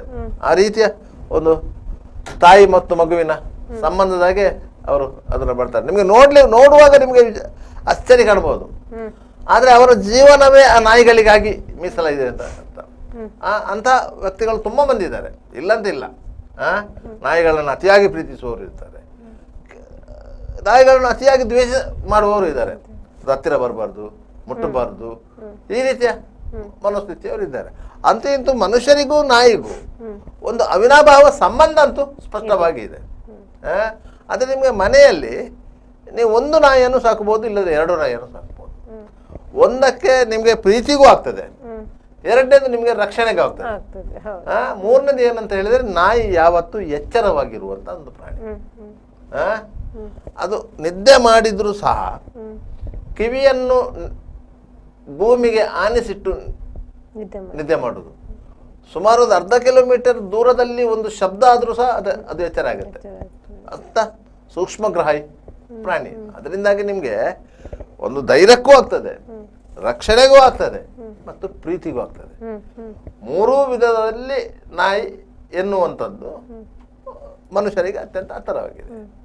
ಆದ್ದರಿಂದ ನಾಯಿಯ ಮೇಲೆ ಯಾರಾದರೂ ಸರ್ಕಾರ ಆಗಲಿ, ಸ್ಥಳೀಯ ಸಂಸ್ಥೆಗಳಾಗಲಿ, ನ್ಯಾಯಾಲಯಗಳಾಗಲಿ ಯಾವುದಾದ್ರೂ ಒಂದು ಕಠಿಣ ಕ್ರಮ ಕೈಗೊಳ್ಳುವಂತಹ ಸೂಚನೆ ಸಿಕ್ಕಿದ ಕೂಡಲೇ ಪ್ರಾಣಿ ಪ್ರಿಯರ ಮನಸ್ಸು ನೋವಾಗುವುದು. ಅದಕ್ಕಾಗಿ ಅವರು ಅದಕ್ಕೆ ಪ್ರತಿರೋಧ ತೋರುತ್ತಿರುವುದು. ಯಾಕಂತ ಹೇಳಿದ್ರೆ ಬೀದಿ ನಾಯಿಗಳು ಅಂತ ಹೇಳಿದ ಕೂಡಲೇ ಅದು ಒಂದು ಜೀವಿ, ಅದಕ್ಕೂ ಬದುಕುವ ಹಕ್ಕಿದೆ. ನಾವು ಅದರ ಬದುಕುವ ಹಕ್ಕನ್ನು ಕಸಿದುಕೊಳ್ಳಬಾರ್ದು. ಅಂದ್ರೆ ಆ ಪ್ರಾಣಿ ಪ್ರಿಯರಿತ್ತಲ್ಲ, ಅವರಿಗೇನೆ ಸರ್ಕಾರದಿಂದ ಏನಾದ್ರೂ ವ್ಯವಸ್ಥೆ ಮಾಡಿ ಅವರೇ ಮಾಡುವ ಹಾಗೆ ವ್ಯವಸ್ಥೆ ಮಾಡುವ ಹಾಗೆ ಮಾಡಿಲ್ಲ. ಆ ರೀತಿ ಮಾಡಿದ್ರೆ ಆ ಸರ್ಕಾರದ ಉದ್ದೇಶ ಈಡೇರುವುದಿಲ್ಲ. ನಿಮಗೆ 100 ಪ್ರಾಣಿ ಪ್ರಿಯರು ಹುಟ್ಟಿಕೊಳ್ತದೆ. ಈ ಫಂಡೆಡ್ ಪುಂಡರ್ ಅಂತ ನಾವು ಹೇಳ್ತೇವೆ. ಈ ಫಂಡೆಡ್ ಪುಂಡರ್ ಅಂತ ನಾವು ಹೇಳ್ತೇವೆ ಸಾಮಾನ್ಯವಾಗಿ. ಫಂಡ್ ರೈಸ್ ಮಾಡುವವರು ಅವ್ರು ಯಾವ್ದಾದೊಂದು ಕಾರಣ ಇಟ್ಟುಕೊಂಡು ಫಂಡ್ ರೈಸ್ ಮಾಡ್ತಾರೆ. ಈ ಕೆಲವೊಂದು ಇಲಾಖೆಗಳಲ್ಲಿ ಕೆಲವು ಫಂಡ್ಗಳಿರ್ತದೆ, ಅದನ್ನು ಹೇಗೆ ಕಳ್ತನ ಮಾಡುವುದು ಅಂತ ಹೇಳಿ ಆಲೋಚನೆ ಮಾಡುವವರು ಇದ್ದಾರೆ. ಕೇವಲ ಯಾವುದೋ ಒಂದು ಫಂಕ್ಷನ್ ಅಲ್ಲಿ ತಮ್ಮದೊಂದು ಬ್ಯಾನರ್ ಹಾಕಿ ಒಂದು ಫೋಟೋ ತೆಗೆದು ಆ ಫೋಟೋಕ್ಕೆ ಒಂದು ರಿಪೋರ್ಟ್ ಬರೆದು ಅದನ್ನು ಸಮಾಜ ಕಲ್ಯಾಣ ಇಲಾಖೆಗೋ ಕನ್ನಡ ಮತ್ತು ಸಂಸ್ಕೃತಿ ಇಲಾಖೆಗೋ ಕಳಿಸಿ ಅಲ್ಲಿಂದ ಬಿಲ್ ಕ್ಲೈಮ್ ಮಾಡಿದವರು ಇದ್ದಾರೆ. ಅಂತಹ ಬುದ್ಧಿವಂತರ ಜಿಲ್ಲೆ ಇಲ್ಲಿ ಅಂತ ಬುದ್ಧಿವಂತರಲ್ಲಿದ್ದಾರೆ. ಅದರಿಂದಾಗಿ ಅಂಥದ್ದೊಂದು ವ್ಯವಸ್ಥೆ ಮಾಡಿದ್ರೆ, ಕೇಂದ್ರ ಸರ್ಕಾರ ಆಗ್ಲಿ ರಾಜ್ಯ ಸರ್ಕಾರ ಆಗ್ಲಿ ಮಾಡಿದ್ರೆ ನಿಮಗೆ 100 ನಾಯಿ ಸಾಕಣಾ ಕೇಂದ್ರಗಳು ಹುಟ್ಟುಕೊಳ್ತವೆ. 100. ಯಾಕಂತ ಹೇಳಿದ್ರೆ ನಾಯಿಗಳಲ್ಲಿ ನಿಮ್ಗೆ ಬೀದಿ ನಾಯಿಗಳು ಬಿಟ್ಟು ನಿಮಗೆ ಇದು ವಿಶೇಷ ತಳಿಯ ನಾಯಿಗಳು, ಅಂತ ನಾಯಿಗಳ ಒಂದು ಒಳ್ಳೆ ರೀತಿಯ ಬಿಸಿನೆಸ್ ಕಾರ್ಕಳದಲ್ಲಿ ಒಬ್ರು ಮಾಡ್ತಾ ಇದ್ದಾರೆ. ಒಂದೊಂದು ನಾಯಿ ಮರಿಗೆ 5,000, 10,000, 15,000, 20,000 ಬೆಂಗಳೂರಿನ ಶಿವಾಜಿನಗರದಲ್ಲೂ ಇದೆ. ಯಾಕಂದ್ರೆ ನೀವು ಶ್ವಾನ ಪ್ರದರ್ಶನಗಳೆಲ್ಲ ಆ ಸಂದರ್ಭದಲ್ಲಿ ಆ ಶ್ವಾನಗಳನ್ನೆಲ್ಲ ತಂದು ಅದನ್ನು, ಯಾಕಂದ್ರೆ ಒಂದು ನಾಯಿ ಮರಿಯನ್ನು ಸಾಕ್ಲಿಕ್ಕೆ ನಿಮ್ಗೆ ತಿಂಗಳಿಗೆ ಒಂದು 5,000 ಬೇಕು. ಆ ರೀತಿಯಾಗಿ ಸಾಕುವವರು ಇದ್ದಾರೆ. ಪ್ರಾಣಿ ಪ್ರಿಯರಂದ್ರೆ ನಾಯಿಗಳಿಗೆ ಹೆಚ್ಚು ಪ್ರಿಯರಿರೋರು, ಅದನ್ನು ಹೆಚ್ಚು ಮಂದಿ ಇಷ್ಟಪಡ್ತಾರೆ. ಆದ್ರಿಂದಾಗಿ ನಾಯಿಗಳಿಗೂ ಒಂದು ರಾಜ ಮರ್ಯಾದೆ ಇರ್ತದೆ. ಆದ್ರೆ ಈಗ ಸ್ಥಳೀಯ ಆಡಳಿತ ಯಾಕೆ ಇದಕ್ಕೆಲ್ಲ ಕ್ರಮ ಕೈಗೊಳ್ತಿಲ್ಲ? ಸರ್ಕಾರ ಆಗ್ಲಿ ಸ್ಥಳೀಯ ಆಡಳಿತ ಆಗ್ಲಿ ಯಾಕೆ ಇಷ್ಟು ದಿವಸದಲ್ಲಿ ಕ್ರಮ ಕೈಗೊಳ್ತಾ ಇಲ್ಲ ಅನ್ನೋದು? ನೋಡಿ, ಸ್ಥಳೀಯ ಆಡಳಿತಕ್ಕೆ ಎಷ್ಟೇ ಕೇಸ್ ಬರ್ತದೆ, ಕಂಪ್ಲೇಂಟ್ ಬರ್ತದೆ, ಹೀಗೆಲ್ಲ ಆ ಸಮಸ್ಯೆ ಆಗಿದೆ ಅಂತ ಗೊತ್ತಿದ್ರು ವ್ಯವಸ್ಥೆ ಯಾಕೆ ಮಾಡ್ತಾರೆ? ನೋಡಿ, ಸ್ಥಳೀಯ ಆಡಳಿತಕ್ಕೆ ಏನಂತ ಹೇಳಿದರೆ, ಅವರಲ್ಲಿ ಆ ನಾಯಿಗಳಿಗಾಗಿ ಪ್ರತ್ಯೇಕವಾದ ವಿಭಾಗ ಇಲ್ಲ. ಅದರ ಆರೋಗ್ಯ ಇಲಾಖೆ ಏನಿದೆ ಆ ಇಲಾಖೆ ಅದನ್ನು ಮ್ಯಾನೇಜ್ ಮಾಡಬೇಕು. ಆರೋಗ್ಯ ಇಲಾಖೆಗೆ ಇರುವಂತಹ ಸೀಮಿತ ಅನುದಾನ ಏನಿದೆ, ಮಹಾನಗರ ಪಾಲಿಕೆಯ ಬಜೆಟ್ ಅಲ್ಲಿ ಆರೋಗ್ಯ ಇಲಾಖೆಗೆ ನೀಡುವಂತಹ ಸೀಮಿತ ಅನುದಾನದಲ್ಲಿ ಅವರು ಇದನ್ನು ವ್ಯವಸ್ಥೆ ಮಾಡಲಿಕ್ಕೆ ಸಾಧ್ಯ ಆಗುದಿಲ್ಲ. ಮತ್ತೆ ಅದನ್ನು ಕೊಂಡೋಗಿ ನೀವು ಪ್ರೊಟೆಕ್ಟ್ ಮಾಡಿ ಒಂದು ಕಡೆ ಸಾಕಿದ್ರಿಂದ ನಿಮಗೆ ಯಾವ ಲಾಭವೂ ಇಲ್ಲ. ಬೇರೆ ಯಾವುದಾದ್ರೂ ನೀವು ಪ್ರಾಣಿಗಳನ್ನು ಸಾಕಿದರೆ, ಅದು ದನ ಸಾಕಿದ್ರೆ ಅಂತ ಇಟ್ಕೊಳ್ಳಿ, ದನ ಹಾಲಾದ್ರೂ ಕೊಡ್ತದೆ. ಬೇರೆ ಯಾವುದಾದ್ರು ಪ್ರಾಣಿಗಳನ್ನು ಸಾಕಿದ್ರೆ ಬೇರೆ ಬೇರೆ ರೀತಿಯ ಲಾಭಗಳು. ಆದರೆ ಈ ಬೆಕ್ಕು, ನಾಯಿ ಇಂಥದನ್ನೆಲ್ಲ ಸಾಕಿದ್ರೆ, ನೀವು ಈ ಬೀದಿ ನಾಯಿಗಳನ್ನು ಸಾಕಿ ಅದನ್ನು ಮಾರ್ಲಿಕ್ಕೂ ಆಗುದಿಲ್ಲ. ಸತ್ರೆ ಅದರ ಅಂತ್ಯ ಸಂಸ್ಕಾರವೂ ಮಾಡಬೇಕು. ಅಷ್ಟು ಬಿಟ್ಟರೆ ಬೇರೆ ಏನೂ ಇಲ್ಲ. ಆದ್ರಿಂದಾಗಿ ಅದಕ್ಕೆ ಬೇರೆ ಅನುದಾನವೂ ಇಲ್ಲ. ಆದ್ರಿಂದಾಗಿ ಅದನ್ನು ನೋಡಿಕೊಳ್ಳುವಂತಹ ಜವಾಬ್ದಾರಿಯಿಂದ ಈ ಸ್ಥಳೀಯ ಸಂಸ್ಥೆಗಳ ನುಣುಚಿಕೊಳ್ತಾ ಇರ್ತವೆ. ಆದ್ದರಿಂದಾಗಿ ನಗರದ ವ್ಯಾಪ್ತಿಯ ಒಳಗೆ ಇದರ ಹಾವಳಿ ಜಾಸ್ತಿ ಆಗ್ತಾ ಹೋಗ್ತದೆ. ಇದು ಯಾವಾಗ ಯಾವುದಾದ್ರೂ ಒಂದು ಘಟನೆ ನಡೆದ್ರೆ ಇಮ್ಮಿಡಿಯೇಟ್ ಎಲ್ಲರಿಗೂ ಒಂದು ಅವೇರ್ನೆಸ್ ಬರ್ತದೆ. 4 ದಿವಸ ಅದು ಮರ್ತೋಯ್ತು. ಮಹಾನಗರ ಪಾಲಿಕೆಯ ಮೇಲೆ ಒತ್ತಡ ಹೇರುವಂತಹ ಬೀದಿ ನಾಯಿಗಳನ್ನು ಶಿಫ್ಟ್ ಮಾಡಿ ಅಂತಿಲ್ಲ. ಅವರು ಒಂದು ಕಾಟಾಚಾರಕ್ಕೆ 1-2 ನಾಯಿಗಳನ್ನು ಎತ್ಕೊಂಡು ಹೋಗ್ತಾರೆ, ಸಂತಾನವನ್ನು ಮಾಡ್ಕೋತಾರೆ, ತಂದು ಅದೇ ಜಾಗದಲ್ಲಿ ಬಿಟ್ಟು ಹೋಗ್ತಾರೆ. ನಾಯಿಗಳಿಂದ ನಿಮ್ಗೆ ಮುಕ್ತಿ ಸಿಗುವುದಿಲ್ಲ. ಯಾಕಂದ್ರೆ ನಾಯಿಗಳು ಪ್ರತಿ ವರ್ಷ ಸಂತಾನ ಅಭಿವೃದ್ಧಿ ಆಗ್ತದೆ. ಒಂದೊಂದು ನಾಯಿ 4, 5, 6 ಈ ರೀತಿಯಾಗಿ ಮರಿಗಳಿರ್ತದೆ. ಆದ್ದರಿಂದ ಅದು ಸಹ ಬೆಳೀತಾ ಬೆಳೀತಾ ಬೆಳೀತಾ ಹೋಗ್ತದೆ. ನಿಮ್ಮ ಮರಿಗಳು ಅಂತಾದ್ರೆ ಅದು ಕೊಂಡೋಗಿ ಮನೆಯಲ್ಲಿ ಸಾಕಿ, ಮನೆಯಲ್ಲಿ ಅದೇ ರೀತಿಯಲ್ಲಿ ಸಾಕಿದ್ರೆ ಮನೆಯ ಒಳಗೆ ಇರ್ತದೆ. ಕೆಲವೊಂದು ಸಂದರ್ಭದಲ್ಲಿ ನಾಯಿಗಳು ಬೀದಿಗೆ ಬಂತು ಅಂತಾದ್ರೆ ಮತ್ತೆ ಅದು ಬೀದಿ ಪಾಲಾಗುವುದು. ಬೀದಿ ಪಾಲಾದ ನಾಯಿಯನ್ನು ಪುನಃ ಮನೆಯೊಳಗೆ ಸೇರಿಸಲಿಕ್ಕೆ ಆಗುವುದಿಲ್ಲ. ಈ ರೀತಿಯ ಸಮಸ್ಯೆಗಳು ಸೃಷ್ಟಿಯಾಗುತ್ತೆ. ನಾಯಿಗಳ ಮೇಲೆ ಎಲ್ಲರಿಗೂ ಪ್ರೀತಿ ಇರ್ತದೆ, ಇಲ್ಲಂತಲ್ಲ. ಆ ಪ್ರೀತಿ ಬಾಕಿಯವರಿಗೆ ತೊಂದರೆ ಸೃಷ್ಟಿಯಾಗುವಾಗೆ ಆಗಬಾರದು. ಅದರಿಂದಾಗಿ ನಾಯಿಗಳ ಬಗ್ಗೆ ಎಚ್ಚರಲ್ಲಿ ಇರಬೇಕು, ನಾವು ಜಾಗ್ರತೆಯಲ್ಲಿ ಇರ್ಬೇಕಂತ ಹೇಳುದು. ಯಾಕಂತಂದ್ರೆ ಒಂದು ಮಾರಕವಾದ ಒಂದು ರೇಬಿಸ್ ಕಾಯಿಲೆ, ಅದನ್ನು ಹರಡುವಂಥದ್ದು. ಒಂದು ವೇಳೆ ರೇಬಿಸ್ ಕಾಯಿಲೆ ಬಂದ್ರೆ ಅದನ್ನು ನಿಯಂತ್ರಣ ಮಾಡ್ಲಿಕ್ಕೆ ಸಾಧ್ಯ ಆಗುವುದಿಲ್ಲ. ಸರ್, ಈ ಬಗ್ಗೆ ಮಾತಾಡ್ಲಿಕ್ಕೆ ನಮ್ಮ ಜೊತೆ ಶ್ವಾನ ಪ್ರಿಯೆ ಆದಂತಹ ರಜನಿ ಶೆಟ್ಟಿ ಅವರಿದ್ದಾರೆ. ಮೇಡಮ್ ನಮಸ್ತೆ. ನಮಸ್ತೆ ಮೇಡಮ್. ಪಲ್ಲೆ ಸುಪ್ರೀಂ ಕೋರ್ಟ್ ಇಂದ ಆರ್ಡರ್ ಆಗಿರುವಂತದ್ದು ಅಂದ್ರೆ ಬೀದಿ ನಾಯಿಗಳ ಹಾವಳಿಯ ಪ್ರಕರಣದ ಬಗ್ಗೆ ತೀವ್ರವಾಗಿ ಅಲ್ಲಿ ತರಾಟೆಗೆ ತಕೊಂಡು ಅದರ ನಿಯಂತ್ರಣ ಮಾಡಬೇಕು, ಅದಕ್ಕೆ ಸರಿಯಾದ ವ್ಯವಸ್ಥೆಯನ್ನ ಮಾಡಬೇಕು ಅಂತ ಹೇಳಿದ್ದಾರೆ. ಏನ್ ಹೇಳ್ತೀರಾ? ಅದು ತಪ್ಪು ಮೇಡಮ್. ಎಂತ ಗೊತ್ತುಂಟಾ, ಎಲ್ಲ ಚಿರತೆ ಸಹ ಮನುಷ್ಯರಿಗೆ ಅಟ್ಯಾಕ್ ಮಾಡ್ತದೆ, ದನಗಳು ಮಾಡ್ತದೆ. ನೀವು ಎಲ್ಲ ದನಗಳಿಗೆ ತಕೊಂಡೋಗಿ ಶೆಲ್ಟರ್ಗೆ ಹಾಕ್ತೀರಾ, ಎಲ್ಲ ಚಿರತೆರೆ ತಕೊಂಡ್ ಶೆಲ್ಟರ್ಗೆ ಹಾಕ್ತೀರಾ. ಸುಮ್ಮನೆ ಒಂದು ನಾಯಿ ಯಾರಿಗೆ ಕಚ್ಚಿದೆ ಅಂತ ಅದು ಇಷ್ಟು ದೊಡ್ಡ ಮಾಡಿ ಎಲ್ಲ ನಾಯಿಗಳಿಗೆ ಶೆಲ್ಟರ್ ಹಾಕುದು ಅದು ತಪ್ಪಲ್ಲ. ಬೀದಿ ನಾಯಿ ಅಂತ ಹೆಸರು ಯಾಕೆ ಕೊಟ್ಟಿದ್ದಾರೆ? ಅದು ಬೀದಿಯಲ್ಲಿ ಇರ್ಬೇಕಂತ. ಅದು ಬೀದಿಯಲ್ಲಿ ಇರ್ಬೇಕಲ್ಲ. ಅಂದ್ರೆ ಆ ಬೀದಿ ನಾಯಿಗಳಿಗೆ ಈಗ ಅದು ಒಂದು ಶೆಲ್ಟರ್ ಇಲ್ಲದೆ ಅಥವಾ ಒಂದು ಆಹಾರ ಕರೆಕ್ಟ್ ಆಗಿ ಸಿಗದೆ ಆ ಮಳೆ ಗಾಳಿಗೆ ರೋಡಲ್ಲಿ ಬಿಡೋದಕ್ಕಿಂತ ಅದಕ್ಕೊಂದು ವ್ಯವಸ್ಥೆ ಮಾಡ್ಬೇಕು ಅನ್ನುವಂಥದ್ದು ಹೇಳಿರುವಂತದ್ದು. ಅಲ್ಲ, ಅಂತ ವ್ಯವಸ್ಥೆ ಮಾಡ್ಲಿಕ್ಕೆ ಸಾಧ್ಯ ಉಂಟಾ ನಿಮ್ಮ ಹತ್ರ? ಹಾಗಾದ್ರೆ ಎಲ್ಲ ನಾಯಿಗಳಿಗೆ ಒಟ್ಟಿಗೆ ಒಂದು ಶೆಲ್ಟರ್ಗೆ ಹಾಕಿದ್ರೆ ಒಂದು ನಾಯಿಗೆ ಕಚ್ತದೆ. ಅದೊಂದು ಸಾಧ್ಯ ಇಲ್ಲ ಮೇಡಮ್. ಹಾಗೆ ಒಂದು ಬೇಕಾದ್ರೆ ಎಲ್ಲ ಒಂದು ರೂಲ್ಸ್ ಕೊಡಿ, ಎಲ್ಲವರ ಮನೆಯಲ್ಲಿ ಬೀದಿ ನಾಯಿ ಸಾಕಿ ಅಲ್ಲ ಅಂತ ಎಲ್ಲ ರೂಲ್ಸ್ ಮಾಡಿ. ಬೀದಿ ನಾಯಿಗೆ ಎಲ್ಲ ರೋಡ್ ಸೈಡ್ ಅಲ್ಲಿ ಶೆಲ್ಟರ್ ನೀವೇ ಕಟ್ಟುಕೊಡಿ. ಚಿಕ್ಕ ಚಿಕ್ಕ ಮನೆ ಹಾಗೆ ರೋಡ್ ಸೈಡ್ ಫುಟ್ಪಾತ್ ಅಲ್ಲಿ ಅದು ಎಲ್ಲ ಒಂದು ಶೆಲ್ಟರ್ ಹೇಳ್ತಾರೆ. ಎಲ್ಲ ನಾಯಿಗಳಿಗೆ ತಕೊಂಡು ಹೋಗಿ ಎಲ್ಲ ಒಂದು ಗ್ರೌಂಡ್ ಅಲ್ಲಿ ಹಾಕಿ ಅದಕ್ಕೆ ಶೆಲ್ಟರ್ ಹೇಳುದಿಲ್ಲ ಸರ್ ಮೇಡಮ್. ಆದ್ರೆ ಈಗ ನಿಮ್ಮ ಪ್ರಕಾರ ಬೀದಿ ನಾಯಿಗಳ ಒಂದು ಹಾವಳಿಯನ್ನು ತಪ್ಪಿಸ್ಲಿಕ್ಕೆ ಅದರ ನಿಯಂತ್ರಣಕ್ಕೆ ಏನ್ ಮಾಡ್ಬೇಕು ಅಂತ? ಏನ್ಸ ಮಾಡ್ಲಿಕ್ಕಿಲ್ಲ ಮೇಡಮ್. ಎಲ್ಲರೂ ಫೀಡ್ ಮಾಡಿ, ಎಲ್ಲ ಗೌರ್ಮೆಂಟ್ ಅಲ್ಲಿ ಟಾಯ್ಲೆಟ್ ಕಟ್ಟು ಕೊಡ್ತಾರಲ್ಲ, ಹಾಗೇನೆ ಬೀದಿ ನಾಯಿಗೆ ಸಹ ಒಂದು ಚಿಕ್ಕ ಚಿಕ್ಕ ಮನೆ ಕಟ್ಟುಕೊಡಿ. ಎಷ್ಟು ಖರ್ಚು ಆಗ್ತದೆ? ಎಲ್ಲ ಪ್ರಾಣಿಗೆ ಸಹ ಮನುಷ್ಯರಾಗಿ ಬದುಕಲಿಕ್ಕೆ ಕೊಡಿ. ಪ್ರಾಣಿ ಮಾತಾಡುದಿಲ್ಲ, ಅದಕ್ಕೆ ಎಂತ ಸಹ ಫೆಸಿಲಿಟಿ ಇಲ್ಲ. ಮನುಷ್ಯರು ಮಾತಾಡ್ತಾರೆ, ಅದಕ್ಕೆ ಎಲ್ಲ ಕೊಡ್ತಾರೆ ಅವರಿಗೆ. ಎಂತ ಈಗ ಕೆಲವರು ಬೀದಿಗಳಲ್ಲಿ ತೆರೆದ ಜಾಗಗಳಲ್ಲಿ ಮಾಂಸಗಳನ್ನ ಹಾಕುವಂತದ್ದು ಅಥವಾ ಆಹಾರಗಳನ್ನು ಓಪನ್ ಜಾಗದಲ್ಲಿ ಹಾಕ್ತಾರೆ. ಕೆಲವರು ಈ ಮಾಂಸದ ಅಂಗಡಿಯವರು ಅಥವಾ ಕೋಳಿ ಅಂಗಡಿಯವರು ಅದರ ವೇಸ್ಟೇಜ್ ಗಳನ್ನ ಹಸಿಯಾಗಿ ಹಾಕೋದ್ರಿಂದನೇ ಬೀದಿ ನಾಯಿಗಳು ಈ ಮಕ್ಕಳ ಮೇಲೆ ಅಥವಾ ಜನರ ಮೇಲೆ ಅಟ್ಯಾಕ್ ಮಾಡ್ತಿದೆ ಅಂತ ಹೇಳ್ಬೋದಾ? ಇಲ್ಲ ಮೇಡಮ್, ನಾನು ಅದು ಒಂದು ಹೇಳ್ತೇನೆ, ಅದು ಒಂದು ತಪ್ಪು. ಯಾಕಂದ್ರೆ ಸರಿಕಟ್ಟು ಒಂದು ವಿಷಯ ಅಂದ್ರೆ, ಹೊಟ್ಟೆಗೆ ತುಂಬಿದ್ರೆ ಹೊಟ್ಟೆ ಪ್ರಾಣಿಗಳು ಯಾವಾಗ ಸಹ ಅಟ್ಯಾಕ್ ಮಾಡುದಿಲ್ಲ ಮೇಡಮ್. ಈಗ ನಾವು ಎಷ್ಟೋ ನಾಯಿಗೆ ಊಟ ಹಾಕ್ತೇವೆ, ಎಷ್ಟೋ ವರ್ಷದಿಂದ ಹಾಕ್ತಾ ಇದ್ದೇವೆ, ನಮ್ಗೆ ಯಾಕೆ ಕಚ್ಚಿಲ್ಲ ಮೇಡಮ್? ನಾನು ಫೀಡಿಂಗ್ ಎಲ್ಲ ಮಾಡ್ತೇನೆ, ಅಲ್ಲಿ ಯಾಕೆ ಯಾರಿಗೆ ಕಚ್ಚಿಲ್ಲ? ಯಾಕಂದ್ರೆ ಹೊಟ್ಟೆ ತುಂಬ್ತದೆ, ಮಲಗ್ತಾರೆ. ಇಲ್ಲಿ ಎಂತ ಸಹ ಹೊಟ್ಟೆಗೆ ಸಿಕ್ಕುದಿಲ್ಲ, ಯಾರಿಗೆ ಕೊಡ್ಲಿಕ್ಕೆ ಸಹ ಬಿಡುದಿಲ್ಲ. ಅಂತ ಏರಿಯಾದಲ್ಲಿ ಮಾತ್ರ ಮೇಡಮ್ ನಾಯಿಗಳು ಕಚ್ಚುದು. ನಾಯಿಗಳಿಗೆ ಹೊಡಿತಾರೆ ಕಲ್ಲಲ್ಲಿ.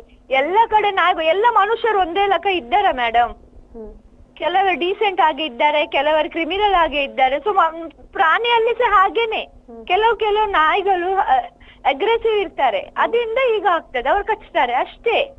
ಈಗ ಬೀದಿಯಲ್ಲಿರುವ ನಾಯಿಗಳಿಗೆ ಎಷ್ಟೋ ದಿವಸ ಅಂದ್ರೆ ಕರೆಕ್ಟ್ ಆಗಿ ಫುಡ್ ಸಿಗುದಿಲ್ಲ ಅಥವಾ ಆಹಾರ ವ್ಯವಸ್ಥೆ ಇರೋದಿಲ್ಲ, ಅಂತ ಸಮಯದಲ್ಲಿ ಹಸಿವಿನಿಂದಾಗಿ ಅವುಗಳ ಆ ರೀತಿ ವರ್ತನೆ ಮಾಡ್ತವೆ ಅಂತ ಹೇಳ್ಬೋದು.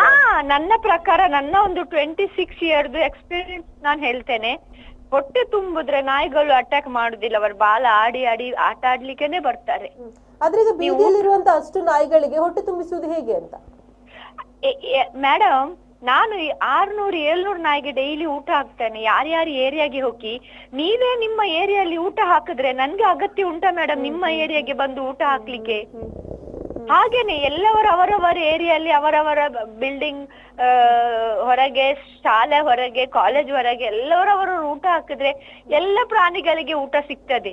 ನಮ್ಗೆ ಹಾಕ್ಲಿಕ್ಕೆ ಮನಸ್ಸಿಲ್ಲ ಆದ್ರೆ ನಾವೆಂತ ಮಾಡ್ಲಿಕ್ಕೆ ಆಗ್ತದೆ? ಮದುವೆ ಆದ್ರೆ 1 ಸಾವಿರ ಕಾಕಜಿ ಕೊಡ್ಲಿಕ್ಕೆ ಸಹ ನಮ್ಗೆ ಟೈಮ್ ಇರ್ತದೆ, ಅಷ್ಟು ಜನಕ್ಕೆ ಊಟ ಹಾಕ್ಲಿಕ್ಕೆ ಸಹ ನಮ್ಮ ಹತ್ರ ಕೆಪಾಸಿಟಿ ಇರ್ತದೆ. ನಾಯಿಗೆ ಹಾಕ್ಲಿಕ್ಕೆ 1 ಬೌಲು ರೈಸ್ ಇರುದಿಲ್ಲ ಯಾರ ಹತ್ರ ಸಹ. 1 ಜನ ಹತ್ರ ಈಗೇನೆ ನಾನು ಹೇಳಿದ್ದು, ಮೇಡಮ್ ಒಂಚೂರು ಉಪ್ಪು ಸ್ವಲ್ಪ ರೈಸ್ ಜಾಸ್ತಿ ಮಾಡಿ, ನಿಮ್ಮ ಗೇಟಲ್ಲಿ 2 ನಾಯಿ ಇರ್ತದಲ್ಲ ಅದಕ್ಕೆ ಹಾಕಿ. ಇಲ್ಲ ಮೇಡಮ್, ನಾವು ಲೆಕ್ಕದನೆ ರೈಸ್ ಮಾಡುದು. ನೀವೊಂದು ಕೆಲಸ ಮಾಡಿ, ನೀವು ಅಲ್ಲಿಂದ ಫೀಡಿಂಗ್ ಹೋಗುವಾಗ 1-2 ಊಟ ನಮ್ಮ ನಾಯಿಗೆ ಸಹ ಹಾಕು ಹೋಗಿ ಅಂತ. ಅಷ್ಟು ದರಿದ್ರ ಬಂದಿದ ಹೆಂಗಸರಿಗೆ. 3 ಸ್ಲ್ಯಾಪ್ ಮನೆಯಲ್ಲಿ ಇದ್ದಲೆ ಅವ ಹೆಂಗಸರು. 1 ಬೌಲ್ ರೈಸ್ ಇಲ್ಲ ಅವರ ಮನೆಯಲ್ಲಿ, ಮಾತ್ರ 3 ಫ್ಲೋರ್ದು ಮನೆ ಉಂಟು. ಅಂದ್ರೆ ನಿಮ್ಮ ಪ್ರಕಾರ ಬೀದಿ ನಾಯಿಗಳಿಗೆ ಒಂದು ಸಪರೇಟ್ ಆದಂತ ವ್ಯವಸ್ಥೆ, ಶೆಲ್ಟರ್ ಮಾಡುವುದಕ್ಕಿಂತ ಅವುಗಳಿಗೆ ಆಹಾರದ ವ್ಯವಸ್ಥೆಯನ್ನ ಮಾಡಿ. ಆಹಾರ ಕೊಡಿ, ಎಷ್ಟು ದಿವಸ ಬದುಕ್ತಾರೆ ಮೇಡಮ್? ಇವತ್ತಿದ್ರೆ ನಾಯಿ ನಾಳೆ ಆಕ್ಸಿಡೆಂಟ್ ಅಲ್ಲಿ ಸತ್ತೋಗ್ತದೆ. ಅವರಿಗೆ ಆಯುಷ್ಯ ಎಷ್ಟು?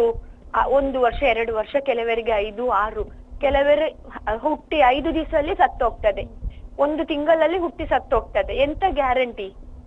ಅದೀಗ ಬೀದಿ ನಾಯಿಗಳು ಈ ರಸ್ತೆಗಳಲ್ಲಿ ನೀವು ಹೇಳಿದಾಗ ಆಕ್ಸಿಡೆಂಟ್ ಇಂದ ಸಾಯ್ತವೆ ಅಂತ ಹೇಳಿದ್ರೆ, ಈಗ ಬೀದಿ ನಾಯಿಗಳು ರಸ್ತೆಯಲ್ಲಿ ಆ ರೀತಿ ಓಡಾಡೋದ್ರಿಂದ ಅವುಗಳಿಗೂ ತೊಂದರೆ ಅಥವಾ ರಸ್ತೆಯಲ್ಲಿ ಓಡಾಡುವಂತ ವಾಹನಗಳಿಗೂ? ಅವರಿಗೆ ರಸ್ತೆಯಲ್ಲಿ ತೊಂದರೆ ಮಾಡಿದ್ರೆ ನಾವು ಮನುಷ್ಯರು ಇಷ್ಟು ದೊಡ್ಡ ರೋಡ್ ಮಾಡಿ, ಇಷ್ಟು ವೆಹಿಕಲ್ ಮಾಡಿ ನಾವು ಮಾಡಿದ್ದು. ಅವರ ಪಾಲಿಗೆ ಇದ್ರು. ನಾವೇ ನಮ್ಗೆ ರೋಡ್ ದೊಡ್ಡ ಬೇಕು, ಮನೆ ದೊಡ್ಡ ಬೇಕು, ಅಂಗನ ದೊಡ್ಡ ಬೇಕು, ನಾವು ಎಲ್ಲ ಮಾಡಿದ್ದು. ಅವರ ಮನೆ ನಾವು ತಕೊಂಡಿದ್ರು, ಅವರದು ಬೀದಿ ನಾವು ತಕೊಂಡಿದ್ರು ನಮ್ಮ ಫೆಸಿಲಿಟಿಗೆ ಅಂತ. ಅವರದು ಎಂತ ತಪ್ಪು? ಅವರು ಎಲ್ಲಿ ಇದ್ದಾರೆ, ಅವರು ಅಲ್ಲಿಯೇ ಇದ್ದಾರೆ. ನಾವೇ ಎಲ್ಲ ತಪ್ಪು ಮಾಡಿದ್ದು.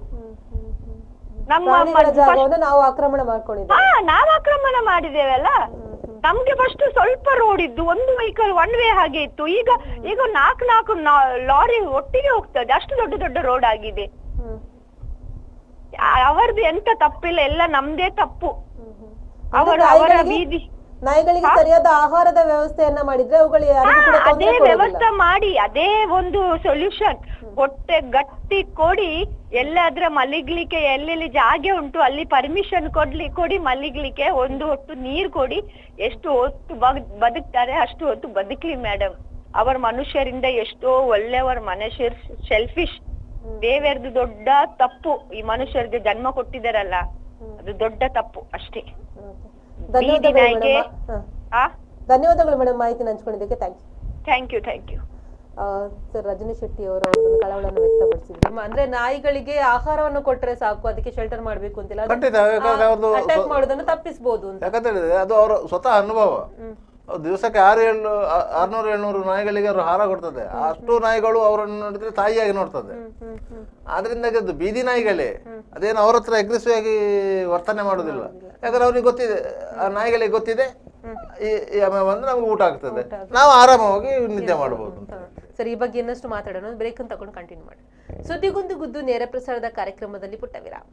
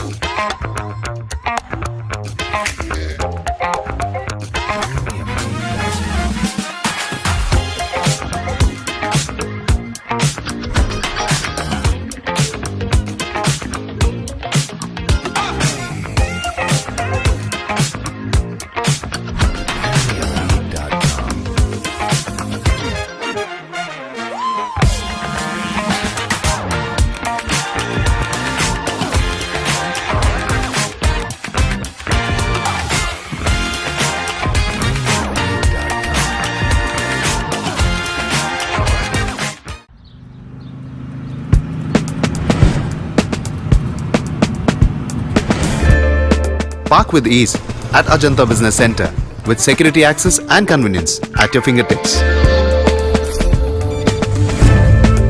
Step into a welcoming lobby where a warm smile greets you and your clients.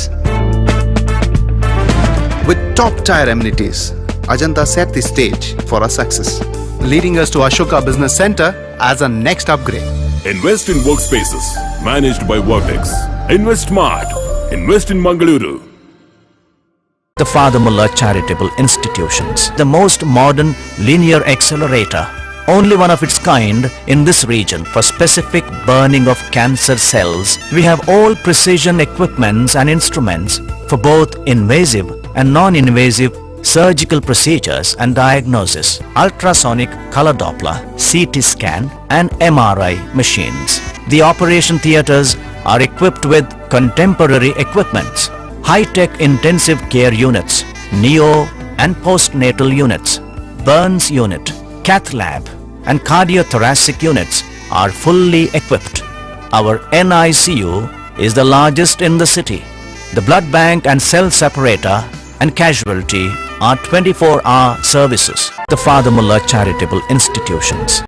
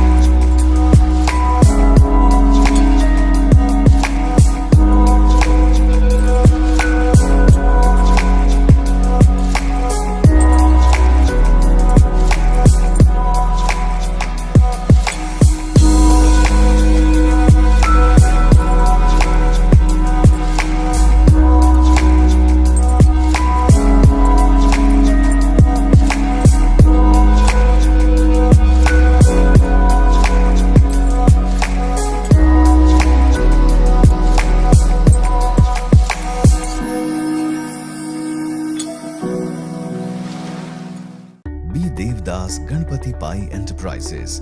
All kinds of quality and attractive material available at one place. Biggest showroom in Mangalore city. Admired by public at large. The showroom of your choice.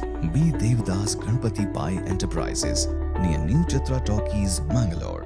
AJ Hospital and Research Center is a leading advanced tertiary healthcare center of India, serving the coastal citizens and spreading good health across the sea line. AJ Hospital and Research Center is a specialized Medicare center providing service to more than 30 major medical disciplines, embracing new technologies to offer high-level healthcare that matches the best in the country. Our technical and medical expertise include foremost services in cadaveric organ retrieval, drug-eluting stent placement, pediatric lab nephrectomy, ambulance services, dermatology, ENT, nephrology and many more. AJ Hospital and Research Center, Kuntikana, Mangaluru. Call 222553. Ideal ice cream, milky way to your heart.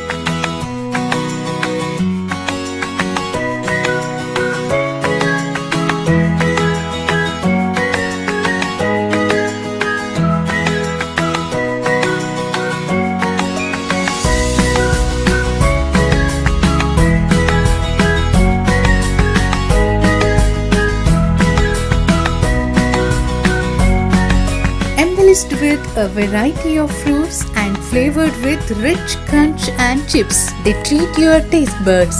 Ideal ice cream.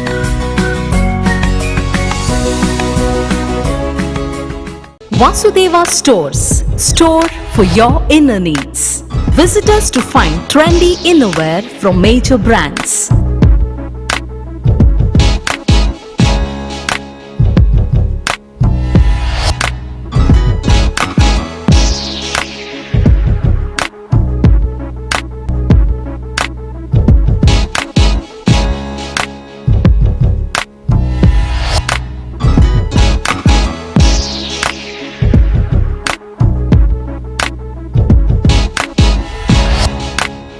Visit Vasudeva Stores, ground floor, Ideal Towers near Sharavu Ganapati Temple, Mangaluru.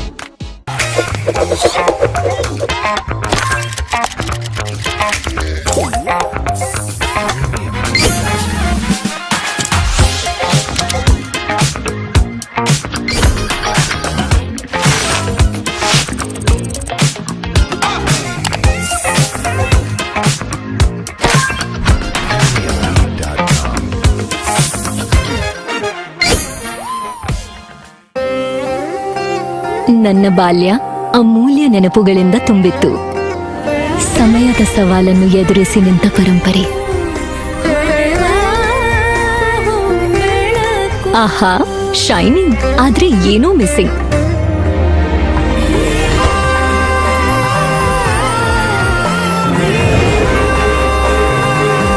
ಶತಮಾನದ ವಾರಸುದಾರಿಕೆಯ ಹೊಸ ಮುಖ ಭೀಮಾ. ಬದಲಾವಣೆ ಹೊಳೆಯುತ್ತಿದೆ.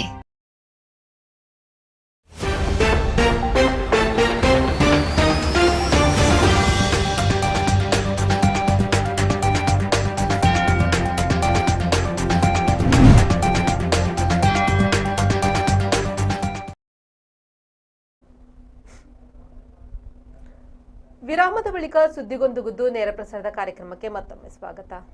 Sir, ಈಗ ಬ್ರೇಕ್ಗಿಂತ ಮೊದಲು ರಜನಿ ಶೆಟ್ಟಿ ಅವರು ಹೇಳಿದ್ರು, ಈ ಬೀದಿ ನಾಯಿಗಳಿಗೆ ಅದಕ್ಕೆ ಬೇಕಾದಂತ ಆಹಾರದ ವ್ಯವಸ್ಥೆಯನ್ನ ಮಾಡಿದ್ರೆ, ಅದರ ಹೊಟ್ಟೆಯನ್ನು ತುಂಬಿಸಿದ್ರೆ ಅದು ಯಾವುದೇ ರೀತಿಯಾದಂತ ದಾಳಿಗಳನ್ನ ಮಾಡಲ್ಲ, ಆಕ್ರಮಣಗಳನ್ನ ಮಾಡಲ್ಲ, ಅದರಷ್ಟಕ್ಕೆ ಅವುಗಳಿರ್ತವೆ ಅನ್ನೋದು ಅವರ ಅಭಿಪ್ರಾಯ ಸ್ಪಷ್ಟ. ಯಾಕಂತ ಹೇಳಿದ್ರೆ ಅವರೊಂದು 500-600ಕ್ಕೂ ಹೆಚ್ಚು ಬೀದಿ ನಾಯಿಗಳಿಗೆ ದಿನನಿತ್ಯ 2 ಹೊತ್ತು ಊಟ ಹಾಕುವವರು. ಅವರ ಮನೆಯಲ್ಲೇ 100ಕ್ಕೂ ಹೆಚ್ಚು ನಾಯಿಗಳು, ಬೆಕ್ಕುಗಳು ಎಲ್ಲ ಇವೆ. ಅದರ ಸ್ವಭಾವ ಅವರಿಗೆ ಸ್ಪಷ್ಟವಾಗಿ ಗೊತ್ತಿತ್ತು. ಅವರು ಇಷ್ಟೊಂದು ನಾಯಿಗಳಿಗೆ ದಿನನಿತ್ಯ ಊಟ ಹಾಕುವಂಥ ಸಂದರ್ಭದಲ್ಲಿ ಆ ನಾಯಿಗಳು ಅವರೊಂದಿಗೆ ವರ್ತಿಸುವ ರೀತಿ, ಅವರೊಂದಿಗೆ ತೋರುತ್ತಿರುವ ಪ್ರೀತಿ, ಇದು ಎಲ್ಲವನ್ನು ಅವರು ಸೂಕ್ಷ್ಮವಾಗಿ ಗಮನಿಸಿದರು. ಮತ್ತೆ ಊಟ ಆದ ಮೇಲೆ ನಾಯಿಗಳು ಹೋಗಿ ಏನು ಮಾಡ್ತವೆ ಎನ್ನುವುದನ್ನು ಅವರು ಸೂಕ್ಷ್ಮವಾಗಿ ಗಮನಿಸಿದರು. ಅದು ಅದರ ಪಾಡಿಗೆ ಇರ್ತದೆ. ನಾಯಿಗಳು ಯಾವಾಗ ವ್ಯಗ್ರವಾಗ್ತದೆ, ಆಕ್ರಮಣಕಾರಿ ಪ್ರವೃತ್ತಿಯನ್ನು ತೋರಿಸ್ತವೆ ಅಂದರೆ, ಒಂದು ಅದಕ್ಕೆ ಹಸಿವೆ ಆದಾಗ, ಮತ್ತೊಂದು ಅದಕ್ಕೆ ಹೆದರಿಕೆ ಆದಾಗ, ಎರಡೇ ಸಂದರ್ಭದಲ್ಲಿ ನಾಯಿಗಳು ಅಂತಹ ಪ್ರವೃತ್ತಿಯನ್ನು ತೋರುವುದು. ಹಸಿವೆ ಆಗ್ತಾ ಇಲ್ಲ ಅಂತಾದ್ರೆ ನಾಯಿಗಳು ಅದರ ಪಾಡಿಗೆ ಚಿಂತೆ ಇಲ್ಲದವನಿಗೆ ಸಂತೆಯಲ್ಲೂ ನಿದ್ದೆ ಅಂತಂದ್ರೆ ನಾಯಿಗಳು ಎಲ್ಲಿ ಬೇಕಾದ್ರೂ ನಿದ್ದೆ ಮಾಡ್ತದೆ. ಅದಕ್ಕೇನು ಚಿಂತೆ ಇಲ್ಲ, ಭಯವೂ ಇಲ್ಲ. ಯಾಕಂದರೆ ಅದೇ ಇನ್ನೊಬ್ಬರಿಗೆ ಭಯ ಹುಟ್ಟಿಸುವಂಥ ಪ್ರಾಣಿ ಆಗಿರೋದ್ರಿಂದ ಅದಕ್ಕೆ ಭಯವೂ ಇಲ್ಲ. ಅದರಿಂದ ಅದು ಎಲ್ಲರೂ ನಿದ್ದೆ ಮಾಡ್ತದೆ. ಈಗ ರಜನಿ ಶೆಟ್ಟಿಯವರ ಆಶಯದಂತೆ ಅದಕ್ಕೆ ಅನ್ನ ಹಾಕುವಂಥ ವ್ಯವಸ್ಥೆಯನ್ನು ಸ್ಥಳೀಯ ಆಡಳಿತಗಳು ಮಾಡಬೇಕು ಅಂತೇಳಿ ಅವರು ಹೇಳೋದು. ಬೀದಿ ಬದಿಯಲ್ಲಿ ಕೆಲವೊಂದು ಕಡೆಗಳಲ್ಲಿ ಜಾಗಗಳಿರ್ತವೆ. ಆ ಜಾಗಗಳಲ್ಲಿ ಒಂದು ಶೆಲ್ಟರ್ ಥರ ಮಾಡಿ ಅಲ್ಲಿ ಇಷ್ಟು ಅನ್ನ ಅಂತ ಹೇಳಿ ಹಾಕ್ತಾ ಇದ್ರೆ ನಾಯಿಗಳು ಬಂದು ತಿಂದುಕೊಂಡು ಅದರಷ್ಟಕ್ಕೆ ಹೋಗಿ ಎಲ್ಲರೂ ಬಿದ್ದುಕೊಂಡಿರ್ತದೆ. ಅದು ಯಾರಿಗೂ ತೊಂದರೆ ಮಾಡೋದಿಲ್ಲ ಅಂತ ಹೇಳಿ ಅಂಥ ಪ್ರಯತ್ನಕ್ಕೆ ಮಹಾನಗರ ಪಾಲಿಕೆ ಎಲ್ಲ ಸ್ಥಳೀಯ ಸಂಸ್ಥೆಗಳು ಮುಂದಾದರೆ ಈ ನಾಯಿಗಳ ಹಾವಳಿಯನ್ನು ತಡೆಯಬಹುದು ಎನ್ನುವುದು ಅವರ ಅಭಿಪ್ರಾಯ. ಅವರ ಅಭಿಪ್ರಾಯದಲ್ಲಿ ಸತ್ಯವೂ ಇರ್ಬೋದು ಅಂತ ಕಾಣ್ತದೆ. ಯಾಕಂತ ಹೇಳಿದರೆ ನಮ್ಮ ಮನೆಯಲ್ಲೇ ಇಲ್ಲಿ ವೇಸ್ಟ್ ಆಗುವಂಥ ಅನ್ನವನ್ನು ನಾವು ನಾಯಿಗಳಿಗೆ ಹಾಕ್ಲಿಕ್ಕೆ ಹೋಗೋದಿಲ್ಲ. ಯಾಕೆ ಗೊತ್ತಾ ನಿಮಗೆ? ವೇಸ್ಟ್ ಆಗ್ತದೆ, ಗೊತ್ತಿದೆ ನಮಗೆ ಇದು ವೇಸ್ಟ್ ಆಯಿತು ಅಂತೇಳಿ. ಆದರೂ ನಾವು ನಾಯಿಗಳಿಗೆ ಹಾಕ್ಲಿಕ್ಕೆ ಹೋಗೋದಿಲ್ಲ. ಯಾಕಂತ ಹೇಳಿದರೆ ಆ ನಾಯಿ ಮರು ದಿವಸ ಬರ್ತದೆ, ಅದು ಮತ್ತು ನಮ್ಮ ಮನೆಯ ಸದಸ್ಯರಾಗಿ ಇರ್ಲಿಕ್ಕೆ ಸಾಧ್ಯತೆಗಳಿವೆ. ಅದಕ್ಕಾಗಿ ನಾವು ಅದಕ್ಕೆ ಅಭ್ಯಾಸ ಮಾಡುವುದಿಲ್ಲ. ಮೂಢನಂಬಿಕೆಗಳು ಕೂಡ ನಮ್ಮ ಈ ಕಡೆ ಜಾಸ್ತಿ ಅಲ್ಲ, ನಾಯಿಗಳಿಗೆ ಅನ್ನ ಹಾಕಬಾರ್ದು. ಅದು ಬಂದ ನಾಯಿಗಳಿಗೆ ಅನ್ನ ಹಾಕಿದರೆ ಅದು ಉತ್ತರ ಕ್ರಿಯೆಯ ಊಟ ತಿಂದು ಹೋಗುವುದು ಅಂತ. ಯಾಕಂದ್ರೆ ಒಂದು ಮರಣ, ಆ ಮನೆಯಲ್ಲಿ ಒಂದು ಮರಣ ಆಗ್ತದೆ ಅಂತ ಒಂದು ಭಯದಿಂದ ಇನ್ನೆಲ್ಲೋ ಬೇರೆ ಬೇರೆ ಕಡೆಯಲ್ಲಿ ಹೋಗಿ ಅನ್ನ ಹಾಕಬಹುದು, ಮನೆ ಅಂಗಳದಲ್ಲಿ ಹಾಕಬಾರದು. ಅದಕ್ಕೆ ಆ ಮೂಢನಂಬಿಕೆಯನ್ನು ಅಲ್ಲಿ ಸೃಷ್ಟಿ ಮಾಡಿದ್ದು. ನೀವು ಮನೆ ಅಂಗಳದಲ್ಲಿ ಬಂದ ನಾಯಿಗಳಿಗೆ ಅನ್ನ ಹಾಕಬಾರದು ಅಂತ ಹೇಳಿ. ರೀಸನ್ ಇದಿರ್ಬೋದು, ಪ್ರತಿ ದಿವಸ ಬರ್ತದೆ. ಅಲ್ಲ, 2 ದಿವಸ ನೀವು ಹಾಕಿದ್ರೆ 3 ದಿವಸ ನಿಮ್ಮ ಮನೆಯಲ್ಲೇ ಟೆಂಟ್ ಹೊಡಿತದೆ. ಅದು ಎಲ್ಲಿಗೂ ಹೋಗಲ್ಲ. ಹೆಣ್ಣು ನಾಯಿ ಅಂತ ಆದ್ರೆ ಅದು ಗರ್ಭಿಣಿ ಆಗ್ತದೆ, ಮರಿಗಳು ಇಡ್ತದೆ, ಮತ್ತೆ ಮರಿಗಳು ಬರ್ತದೆ. ಮತ್ತೆ ಅದನ್ನು ನೀವು ಏನು ಮಾಡುವ ಸ್ಥಿತಿಯಲ್ಲಿಲ್ಲ. ನೀವು ಅದನ್ನು ಸಾಕಲೇಬೇಕು. ಇಲ್ಲದ್ರೆ ಅದನ್ನು ಕೊಂಡೋಗಿ ಬೇರೆಲ್ಲ ದೂರ ಕೊಂಡೋಗಿ ಬಿಡಬೇಕು. ಅದು ಮತ್ತೊಂದು ಹಿಂಸೆ. ಅಲ್ಲ, ನೀವೀಗ ಹೇಳ್ದಾಗೆ ತುಂಬಾ ಕಡೆಯಲ್ಲಿ ಏನಾಗ್ತಿದೆ ಅಂತ ಹೇಳಿದ್ರೆ, ಈಗ ಸಂತಾನಹರಣ ಚಿಕಿತ್ಸೆ ಮಾಡಿ ತಂದು ಬಿಟ್ರು ಕೂಡ ಹೆಚ್ಚಿನವ್ರು ಏನ್ ಮಾಡ್ತಾರೆ, ಅವರ ಮನೆಯಲ್ಲಿರುವಂತ ನಾಯಿ ಮರಿಗಳನ್ನ ಅವರಿಗೆ ಸಾಕ್ಲಿಕ್ಕೆ ಕಷ್ಟ ಆಗ್ತದೆ ಅಂತ ಬೀದಿ ಬಿಡ್ತಾರೆ. ಅದು ಮತ್ತೆ ಬೀದಿ ನಾಯಿಗಳಾಗಿ ಬೀದಿ ನಾಯಿಗಳಾಗುವುದು ಅದೇ ರೀತಿ. ಒಂದು ಮನೆಯಲ್ಲಿದ್ದ ಒಂದು ನಾಯಿ 4-5 ಮರಿಗಳನ್ನು ಇಟ್ಟು ಅಂತ ಆದ್ರೆ ಆ ಮರಿಗಳನ್ನು ನಾವು ಸಾಕಬೇಕು. ಇಲ್ಲದ್ರೆ ಅದನ್ನು ಯಾರಿಗಾದ್ರೂ ಸಾಕುವವರಿಗೂ ಕೊಡ್ಬೇಕು. ಯಾರು ಸಾಕುವವರು ಯಾರು ಮುಂದೆ ಬರ್ಲಿಲ್ಲ ಅಂತಾದ್ರೆ ಮತ್ತೆ ಆ ನಾಯಿ ಮರಿಗಳನ್ನು ಕೊಂಡೋಗಿ ಬೀದಿಗೆ ಬಿಡುವುದು. ಹೆಣ್ಣು ನಾಯಿ ಮರಿಗಳನ್ನ ಜಾಸ್ತಿ ಕೊಂಡೋಗಿ ಬಿಡುದು. ಯಾಕಂದ್ರೆ ಅದಕ್ಕೆ ಗಿರಾಕಿ ಕಡಿಮೆ, ಯಾರು ಸಾಕ್ಲಿಕ್ಕೆ ರೆಡಿ ಇಲ್ಲ. ಯಾಕಂದ್ರೆ ಅದು ಮತ್ತೆ ಸ್ವಲ್ಪ ದೊಡ್ಡದಾಗ ಮರಿ ಆಗ್ತದೆ, ಮತ್ತೊಂದು ತೊಂದರೆ ಆಗ್ತದೆ ಅಂತ ಅದು ಸಾಕ್ಲಿಕ್ಕೆ ತಯಾರಿರುವುದಿಲ್ಲ. ಗಂಡು ನಾಯಿ ಮರಿಗಳಾದ್ರೆ ಇಟ್ಕೊಳ್ತಾರೆ, ನಮ್ಗೊಂದು ಬೇಕಂತ ಹೇಳ್ತಾರೆ. ಆ ರೀತಿಯಾಗಿ ಕೊಡ್ತಾರೆ. ಯಾಕಂದ್ರೆ ಇದೆಲ್ಲ ನಿಮ್ಗೆ ಸ್ಥಳೀಯ ನಾಯಿಗಳು. ಯಾಕಂದ್ರೆ ಒಳ್ಳೆ ಬ್ರೀಡ್ ನಾಯಿಗಳಲ್ಲ. ಈಗ ಬ್ರೀಡ್ ನಾಯಿಗಳಂತಾದ್ರೆ ಯಾರಾದ್ರೂ ಮತ್ತೆ ಅದು ಮಾರಾಟಕ್ಕೆ ಹೋಗ್ತದೆ. ಅದು ಹೆಣ್ಣಾಗ್ಲಿ ಗಂಡಾಗ್ಲಿ ಅದಕ್ಕೆ ರೇಟ್ ಇದೆ. ಲಾಭಕ್ಕಾಗಿ ಸಾಕುವಂಥದ್ದು ಇದೆ. ಇದನ್ನು ಲಾಭಕ್ಕಾಗಿ ಸಾಕ್ಲಿಕ್ಕೆ ಆಗೋದಿಲ್ಲ. ಇದನ್ನು ಕೊಡುದಾದ್ರೆ ಉಚಿತವಾಗಿ ಕೊಡಬೇಕು. ಅದು ನಿಮ್ಗೆ ನೀವು ಮನೆಯಲ್ಲಿ 1 ತಿಂಗಳು ಸಾಕಿ ನೀವು ಅದನ್ನು ಇನ್ನೊಂದು ಮನೆಗೆ ಕೊಟ್ಟರು ಅಂತ ಹೇಳಿದ್ರೆ, ನೀವು 6 ತಿಂಗಳ ನಂತರ ಹೋಗಿ ಆ ಮನೆಗೆ, ನಿಮ್ಮನ್ನ ಮರಿ ಗುರ್ತಾ ಇರ್ತದೆ. ಓ, ಇದು ನಾನು ಅಲ್ಲಿ ಆ ಮನೆಯಲ್ಲಿದ್ದೆ, ಇವಳು ಇಲ್ಲಿ ಬಂದ್ಲು ಈಗ ಅಂತ ಹೇಳಿ ಈವರೆಗೆ ಬಂದ್ಲು ಅಂದ್ರೆ ಅದು ಗುರುತು ಹಿಡಿತದೆ. ಅಂದ್ರೆ ಅತ್ಯಂತ ಸೂಕ್ಷ್ಮ ಸಂವೇದಿ ಪ್ರಾಣಿ ನಾಯಿ. ಅದರಿಂದ ಅದಕ್ಕೆ ಈಗಿನ ವ್ಯವಸ್ಥೆಯಲ್ಲಿ ಸುಪ್ರೀಂ ಕೋರ್ಟ್ ಏನೋ ಆದೇಶ ಮಾಡಿದೆ, ಅದರಲ್ಲಿ ಈ ನಾಯಿಗಳನ್ನೆಲ್ಲ ಒತ್ತುಕೊಂಡು ಹೋಗಿ ಒಂದು ಕಡೆಯಲ್ಲಿ ಇಟ್ಟು ಅದನ್ನು ಮಾನಸಿಕವಾಗಿ ಕೊರಗುವಂತೆ ಮಾಡಿ, ಪರಸ್ಪರ ಜಗಳ ಮಾಡುವಂತೆ ಮಾಡಿ, ಅದರ ಜೀವನವನ್ನು ಹಾಳು ಮಾಡುವುದಕ್ಕಿಂತ ಅದೇ ಆದೇಶವನ್ನು ಮಾರ್ಪಾಡು ಮಾಡಿಸಿ ಇಲ್ಲ ನಾವು ಅದನ್ನು ಇಲ್ಲಿ ಒಂದು ಕಡೆಯಲ್ಲಿ ಬೇರೆ ಬೇರೆ ಕಡೆಗಳಲ್ಲಿ ನಾವು ಅದಕ್ಕೆ ವ್ಯವಸ್ಥಿತವಾದ ತಂಗುದಾಣದ ವ್ಯವಸ್ಥೆಯನ್ನು ಮಾಡ್ತೇವೆ ಅಂತ ಹೇಳಿದರೆ ಸುಪ್ರೀಂ ಕೋರ್ಟ್ ಸಹ ಒಪ್ಪಬಹುದು. ಮತ್ತೆ ಪ್ರಾಣಿ ದಯಾ ಸಂಘದವರು ಅಂತ ಇದ್ದಾರೆ. ಯಾವುದಾದ್ರೂ ಒಂದು ನಾಯಿಗೆ ಅನ್ಯಾಯ ಆಯಿತು ಅಂತ ಹೇಳಿ ಫೇಸ್ಬುಕ್ನಲ್ಲಿ ಒಂದು ಪೋಸ್ಟ್ ಬಂದ ಕೂಡಲೇ ಎಗರಾಡುವಂತಹ ಪ್ರಾಣಿ ದಯಾ ಸಂಘದವರು ಇದ್ದಾರೆ. ಅವರ ಮನೆಯಲ್ಲಿ ನಾಯಿಗಳನ್ನು ಸಾಕುವುದಿಲ್ಲ ಅವರು. ಅವರು ಬಾಕಿಯವರಿಗೆ ಹೇಳ್ತಾರೆ ನೀವು ಪ್ರಾಣಿಗಳನ್ನು ಹೀಗೆ ಸಾಕಬೇಕು ಅಂತೇಳಿ. ಅವರ ಮನೆಯಲ್ಲಿ ಸಾಕುವುದಿಲ್ಲ. ಬೇರೆಯವರು ಏನಾದರೂ ತೊಂದರೆ ಮಾಡಿದರೆ ಇವರು ಅದರ ಬಗ್ಗೆ ಎಚ್ಚೆತ್ತುಕೊಳ್ತಾರೆ. ಕೆಲವು ಸಮಯಗಳ ಹಿಂದೆ ನಮ್ಮ ಡೊಂಗರಕೇರಿಯಲ್ಲಿ ಒಬ್ಬರು ನಾಯಿಯನ್ನ ಇವರಿಗೆ ಈ ಕಸ ಕೊಂಡೋಗುವ ವಾಹನದವರಿಗೆ ಅದು ಸ್ವಲ್ಪ ದುಡ್ಡು ಕೊಟ್ಟು ಅದನ್ನು ಕೊಂಡೋಗಿ ನೀವು ಪಚ್ಚನಾಡಿಯಲ್ಲಿ ಬಿಡಿ ಅಂತ ರಿಕ್ವೆಸ್ಟ್ ಮಾಡಿ ಸ್ವಲ್ಪ ದುಡ್ಡು ಕೊಟ್ಟಿದ್ದಾರೆ. ಅವರು ಏನು ಮಾಡಿದ್ದಾರೆ, ಈ ನಾಯಿಯನ್ನು ಹೇಳ್ಕೊಂಡು, ನಾಯಿ ಬರಲಿಕ್ಕೆ ಕೇಳಲಿಲ್ಲ, ಅದಕ್ಕೆ ಹೇಳ್ಕೊಂಡು ಹೋಗಿ ಕಸದ ವ್ಯಾನಿಗೆ ತುಂಬಿಸ್ತಾರೆ. ಅದು ಯಾವುದೋ ಒಂದು CCTVಯಲ್ಲಿ ಫುಟೇಜ್ ರೆಕಾರ್ಡ್ ಆಗಿತ್ತು.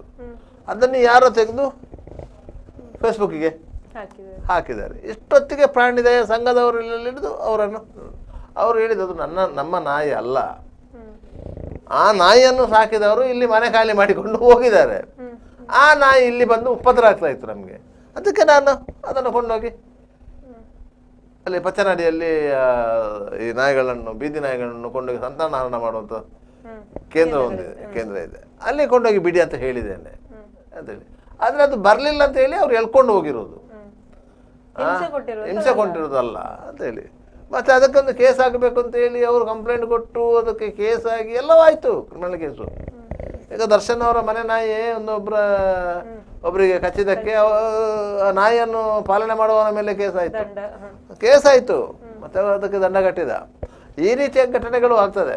ಯಾಕಂದ್ರೆ ನಾಯಿ ಅಂತ ಹೇಳಿದ ಕೂಡಲೇ ನಾವು ಅದರ ಅಪಾಯವನ್ನು ಸಹ ಸ್ವೀಕರಿಸಬೇಕು ಅಂತ ಹೇಳಿ. ಅಂದ್ರೆ ಅದಕ್ಕೆ ಯಾರು ವಾರಸ್ತಾರೆ ಇರ್ತಾರೆ. ಈಗ ಮನೆಯಲ್ಲಿ ಸಾಕಿದಂತ ನಾಯಿಗಳು ಕಚ್ಚಿದ್ರೆ ದಂಡ ಹಾಕ್ತಾರೆ, ಕೇಸ್ ಹಾಕ್ತಾರೆ. ಆದ್ರೆ ಬೀದಿಯಲ್ಲಿ ಇದ್ದಂತ ನಾಯಿಗಳು ಕಚ್ಚಿದ್ರೆ ಏನ್ ಮಾಡ್ಬೇಕು? ಅಲ್ಲ, ಬೀದಿಯಲ್ಲಿ ಇದ್ದ ನಾಯಿಗಳು ಕಚ್ಚಿದ್ರೆ ನಾವು ಮಹಾನಗರ ಪಾಲಿಕೆ ಮೇಲೆ ಕ್ರಮ ಕೈಗೊಳ್ಳಬೇಕು. ಅದರ ಅಧಿಕಾರಿ ವರ್ಗ ಯಾರಿದ್ದಾರೆ, ಕಮಿಷನರ್ ಯಾರಿದ್ದಾರೆ, ಅವರ ಮೇಲೆ ಕೇಸ್ ಹಾಕಬೇಕು. ಅದರ ನಿರ್ವಹಣೆ ಮಹಾನಗರ ಪಾಲಿಕೆಯ ವ್ಯಾಪ್ತಿಯೊಳಗೆ ಏನಿದ್ರು ಅದರ ನಿರ್ವಹಣೆ ನಾಯಿಗಳ ಜವಾಬ್ದಾರಿ ಮನೆಯವ್ರದ್ದಾಗಿರ್ತದೆ. ಆದ್ರೆ ಬೀದಿ ನಾಯಿ ಕಚ್ಚಿದಾಗ ಆ ನಾಯಿಗಳದ್ದು ತಪ್ಪಿರುದಿಲ್ಲ, ಅವುಗಳು ಬಯಕಾಗಿ ಕಚ್ಚಿರ್ತವೆ. ಅಲ್ಲಿ ದಾರಿಲಿ ಹೋಗುವಂತ ತಪ್ಪಿರುದಿಲ್ಲ, ಅವನು ಅಂತ ಸಂದರ್ಭದಲ್ಲಿ ಅವನಿಗೆ ಟ್ರೀಟ್ಮೆಂಟ್ ಕೊಡುವಂಥದ್ದು ಅದನ್ನೆಲ್ಲ ಮಹಾನಗರ ಪಾಲಿಕೆ ಸಾಮಾನ್ಯವಾಗಿ ಬೇರೆ ಬೇರೆ ಎಲ್ಲ ಕಡೆಗಳಲ್ಲಿ ಬೀದಿ ನಾಯಿ ಕಚ್ಚಿ ಯಾರಾದರೂ ಹಾಸ್ಪಿಟಲೈಸ್ ಆಗ್ತಾ ಇದ್ದಾರೆ ಅಂತಂದ್ರೆ ಅದರ ಟ್ರೀಟ್ಮೆಂಟ್ ಖರ್ಚನ್ನು ಮಹಾನಗರ ಪಾಲಿಕೆ ವಹಿಸ್ಕೊಳ್ಳೋದಲ್ಲಂತ ಇಲ್ಲ, ವಹಿಸ್ಕೊಳ್ತದೆ. ಆದ್ರೆ ಮಹಾನಗರ ಪಾಲಿಕೆಗೆ ನಾವು ತಿಳಿಸ್ಬೇಕಷ್ಟೇ. ಅಂದ್ರೆ ಈಗ ಅಪಘಾತಗಳಿಗೂ ಸಹ ಹೆಚ್ಚಾಗಿ ಆಗ್ತಿರುವಂತದ್ದು, ಈ ನಾಯಿಗಳು ಅಡ್ಡಾಡಿದ್ರೆ ಓಡಾಡ್ತಿರ್ತವೆ, ಅವುಗಳಿಗೂ ಗೊತ್ತಾಗುದಿಲ್ಲ, ಏನೋ ಭಯದಿಂದ ಓಡಾಡ್ತಿರ್ತವೆ. ಆ ಟೈಮಲ್ಲಿ ಬಂದಂತ ವಾಹನಗಳು ನಿಯಂತ್ರಣ ತಪ್ಪಿ ನಾಯಿಗಳಿಗೆ ಹೊಡೆದ. ಬೀದಿ ನಾಯಿಗಳ ದೊಡ್ಡ ಸಮಸ್ಯೆ ಅಂದ್ರೆ ಅದು ಬೀದಿಯಲ್ಲಿ ಇರುವಂತದ್ದು ಮತ್ತು ಬೀದಿಯಲ್ಲಿ ರಸ್ತೆಯಲ್ಲಿ ಹೋಗುವಂತ ವಾಹನಗಳ ಅಡಿಗೆ ಬೀಳುವಂಥದ್ದು. ಇಲ್ಲದ್ರೆ ವಾಹನ ಸವಾರರನ್ನ ದಿಕ್ಕು ತಪ್ಪಿಸುವಂಥದ್ದು. ಇದು ವೆರಿ ಡೇಂಜರಸ್. ಆದ್ದರಿಂದ ನೀವು ರಸ್ತೆಯ ಬದಿಗಳಲ್ಲಿ ನಾಯಿಗಳನ್ನ ನಿಯಂತ್ರಣ ಮಾಡಲಿಕ್ಕೆ, ಕ್ರಮ ಕೈಗೊಳ್ಳಲಿಕ್ಕೆ ಯಾವ ಮೆಥಡು ಇಲ್ಲ, ಅದನ್ನು ಅಲ್ಲಿಂದ ಎಲ್ಲಿಗೆ ಓಡಿಸುವುದು ಅಂತ ಹೇಳಿ. ಅದು ವಾಹನ ಸವಾರನ ತಪ್ಪು ಅಂತ ಹೇಳಲಿಕ್ಕೆ ಆಗುದಿಲ್ಲ. ಯಾವ ಟೈಮಲ್ಲಿ ಹೇಗೆ ನಾಯಿಗಳು ಬರೋದು ಗೊತ್ತಾಗುದಿಲ್ಲ. ಯಾಕಂದ್ರೆ ಅದು ಅದರಲ್ಲಿ ಮುಖ್ಯವಾಗಿ ಇದು ಅಂತಂದ್ರೆ 4 ವೀಲರ್ಸ್ ಅಲ್ಲ, 2 ವೀಲರ್ಸ್ಗಳು. 2 ವೀಲರ್ಸ್ಗಳಿಗೆ ನಾಯಿಗಳು ಅಡ್ಡ ಬಂದ ಕೂಡಲೇ ಇವ ಸ್ಕಿಡ್ ಆದಂತ ಲೆಕ್ಕ. ನಾಯಿ ಎತ್ಕೊಂಡು ಓಡ್ತದೆ, ಇವ ಇಲ್ಲಿ ಹೊರಳಾಡಬೇಕು. ಆದ್ರಿಂದಾಗಿ ನಾಯಿಗಳನ್ನು ಆ ರೀತಿಯಾಗಿ ನಿಯಂತ್ರಿಸಬೇಕು. ಅದರಿಂದಾಗಿ ಸುಪ್ರೀಂ ಕೋರ್ಟ್ನ ಆದೇಶವನ್ನು ಯಾವ ಮಹಾನಗರ ಪಾಲಿಕೆಗಳು, ಸ್ಥಳೀಯ ಸಂಸ್ಥೆಗಳು ಹೇಗೆ ಅರ್ಥೈಸಿಕೊಂಡು ಅದನ್ನು ಜಾರಿ ಮಾಡ್ತವೆ ಅಂತ ನೋಡ್ಲಿಕ್ಕಿದೆ. ಏನೇ ಆದ್ರೂ ಕೂಡ ಈ ಬೀದಿ ನಾಯಿಗಳಿಗೆ ಒಂದು ಸೂಕ್ತವಾದ ವ್ಯವಸ್ಥೆಗಳು ಆಗ್ಲಿ ಅಂತ ಹೇಳ್ತಾ ಇವತ್ತಿನ ಸುದ್ದಿಗೊಂದು ಗುದ್ದು ನೇರ ಪ್ರಸಾರದ ಕಾರ್ಯಕ್ರಮವನ್ನು ಮುಗಿಸುವಂತ ಸಮಯ ಆಗಿದೆ. ಸರ್, ಇಷ್ಟೊತ್ತು ನಮ್ಮ ಜೊತೆ ಕೂತ್ಕೊಂಡು ಮಾಹಿತಿನ ಹಂಚಿಕೊಂಡಿದ್ದಕ್ಕೆ ಧನ್ಯವಾದಗಳು. Thank you. ನೋಡಿದ್ರಲ್ಲ, ಇದು ಇವತ್ತಿನ ಸುದ್ದಿಗೊಂದು ಗುದ್ದು ನೇರ ಪ್ರಸಾರದ ಕಾರ್ಯಕ್ರಮ. ಮುಂದಿನ ಕಾರ್ಯಕ್ರಮದಲ್ಲಿ ಮತ್ತೊಂದು ವಿಷಯಗಳ ಜೊತೆ ಭೇಟಿಯಾಗ್ತೀವಿ. ಅಲ್ಲಿವರೆಗೂ ನಿರಂತರ ಸುದ್ದಿ ಮತ್ತು ಮನರಂಜನೆಗಾಗಿ ನೋಡ್ತಾ ಇರಿ V4 news.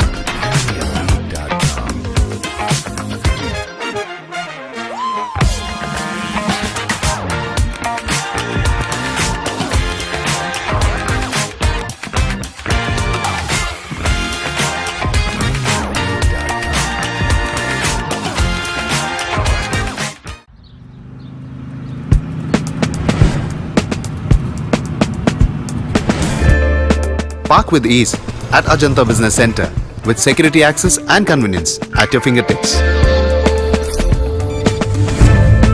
Step into a welcoming lobby where a warm smile greets you and your clients. With top-tier amenities, Ajanta set the stage for our success, leading us to Ashoka Business Center as a next upgrade. Invest in workspaces managed by Vertex. Invest Smart. Invest in Mangaluru. The Father Mullah Charitable Institutions, the most modern linear accelerator, only one of its kind in this region for specific burning of cancer cells. We have all precision equipments and instruments for both invasive and non-invasive surgical procedures and diagnosis, ultrasonic color Doppler, CT scan and MRI machines. The operation theaters are equipped with contemporary equipments, high-tech intensive care units, neo and postnatal units, burns unit, cath lab and cardiothoracic units are fully equipped. Our NICU is the largest in the city. The blood bank and cell separator and casualty are 24-hour services. The Father Mullah Charitable Institutions.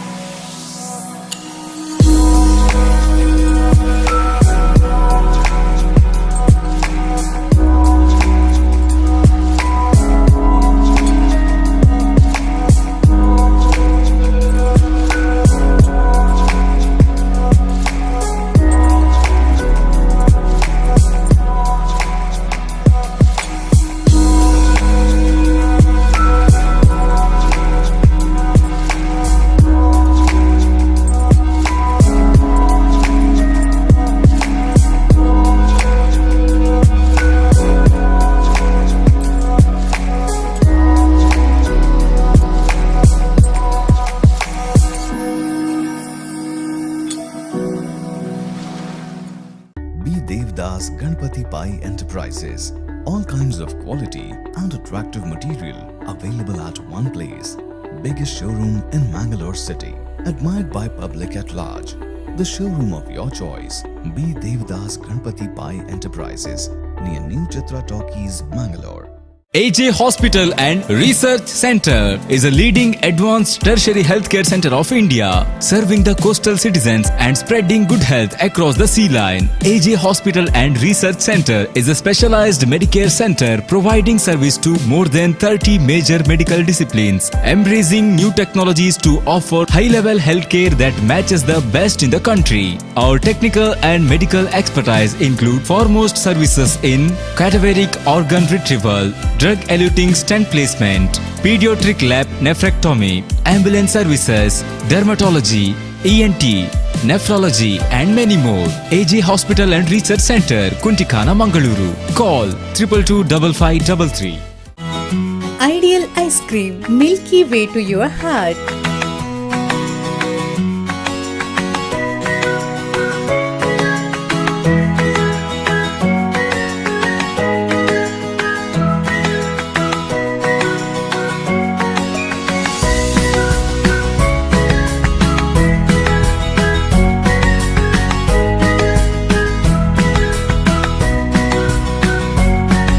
Embellished with a variety of fruits and flavored with rich crunch and chips. They treat your taste buds. Ideal ice cream.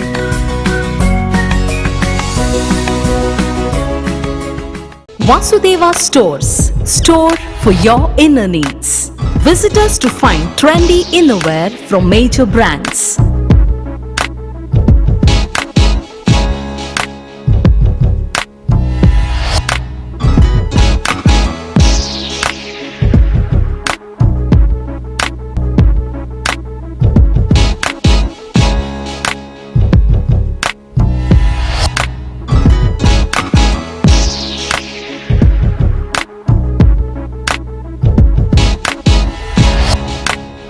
Visit Vasudeva Stores, ground floor, Ideal Towers near Sharavu Ganapati Temple, Mangaluru.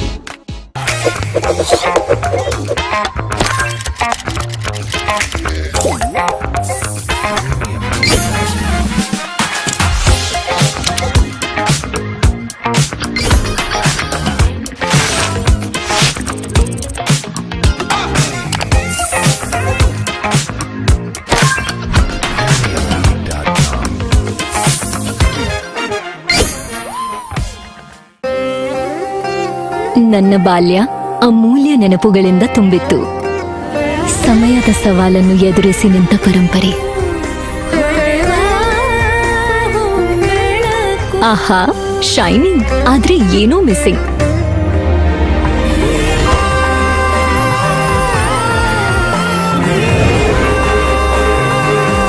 ಶತಮಾನದ ವಾರಸುದಾರಿಕೆಯ ಹೊಸ ಮುಖ ಭೀಮಾ. ಬದಲಾವಣೆ ಹೊಳೆಯುತ್ತಿದೆ.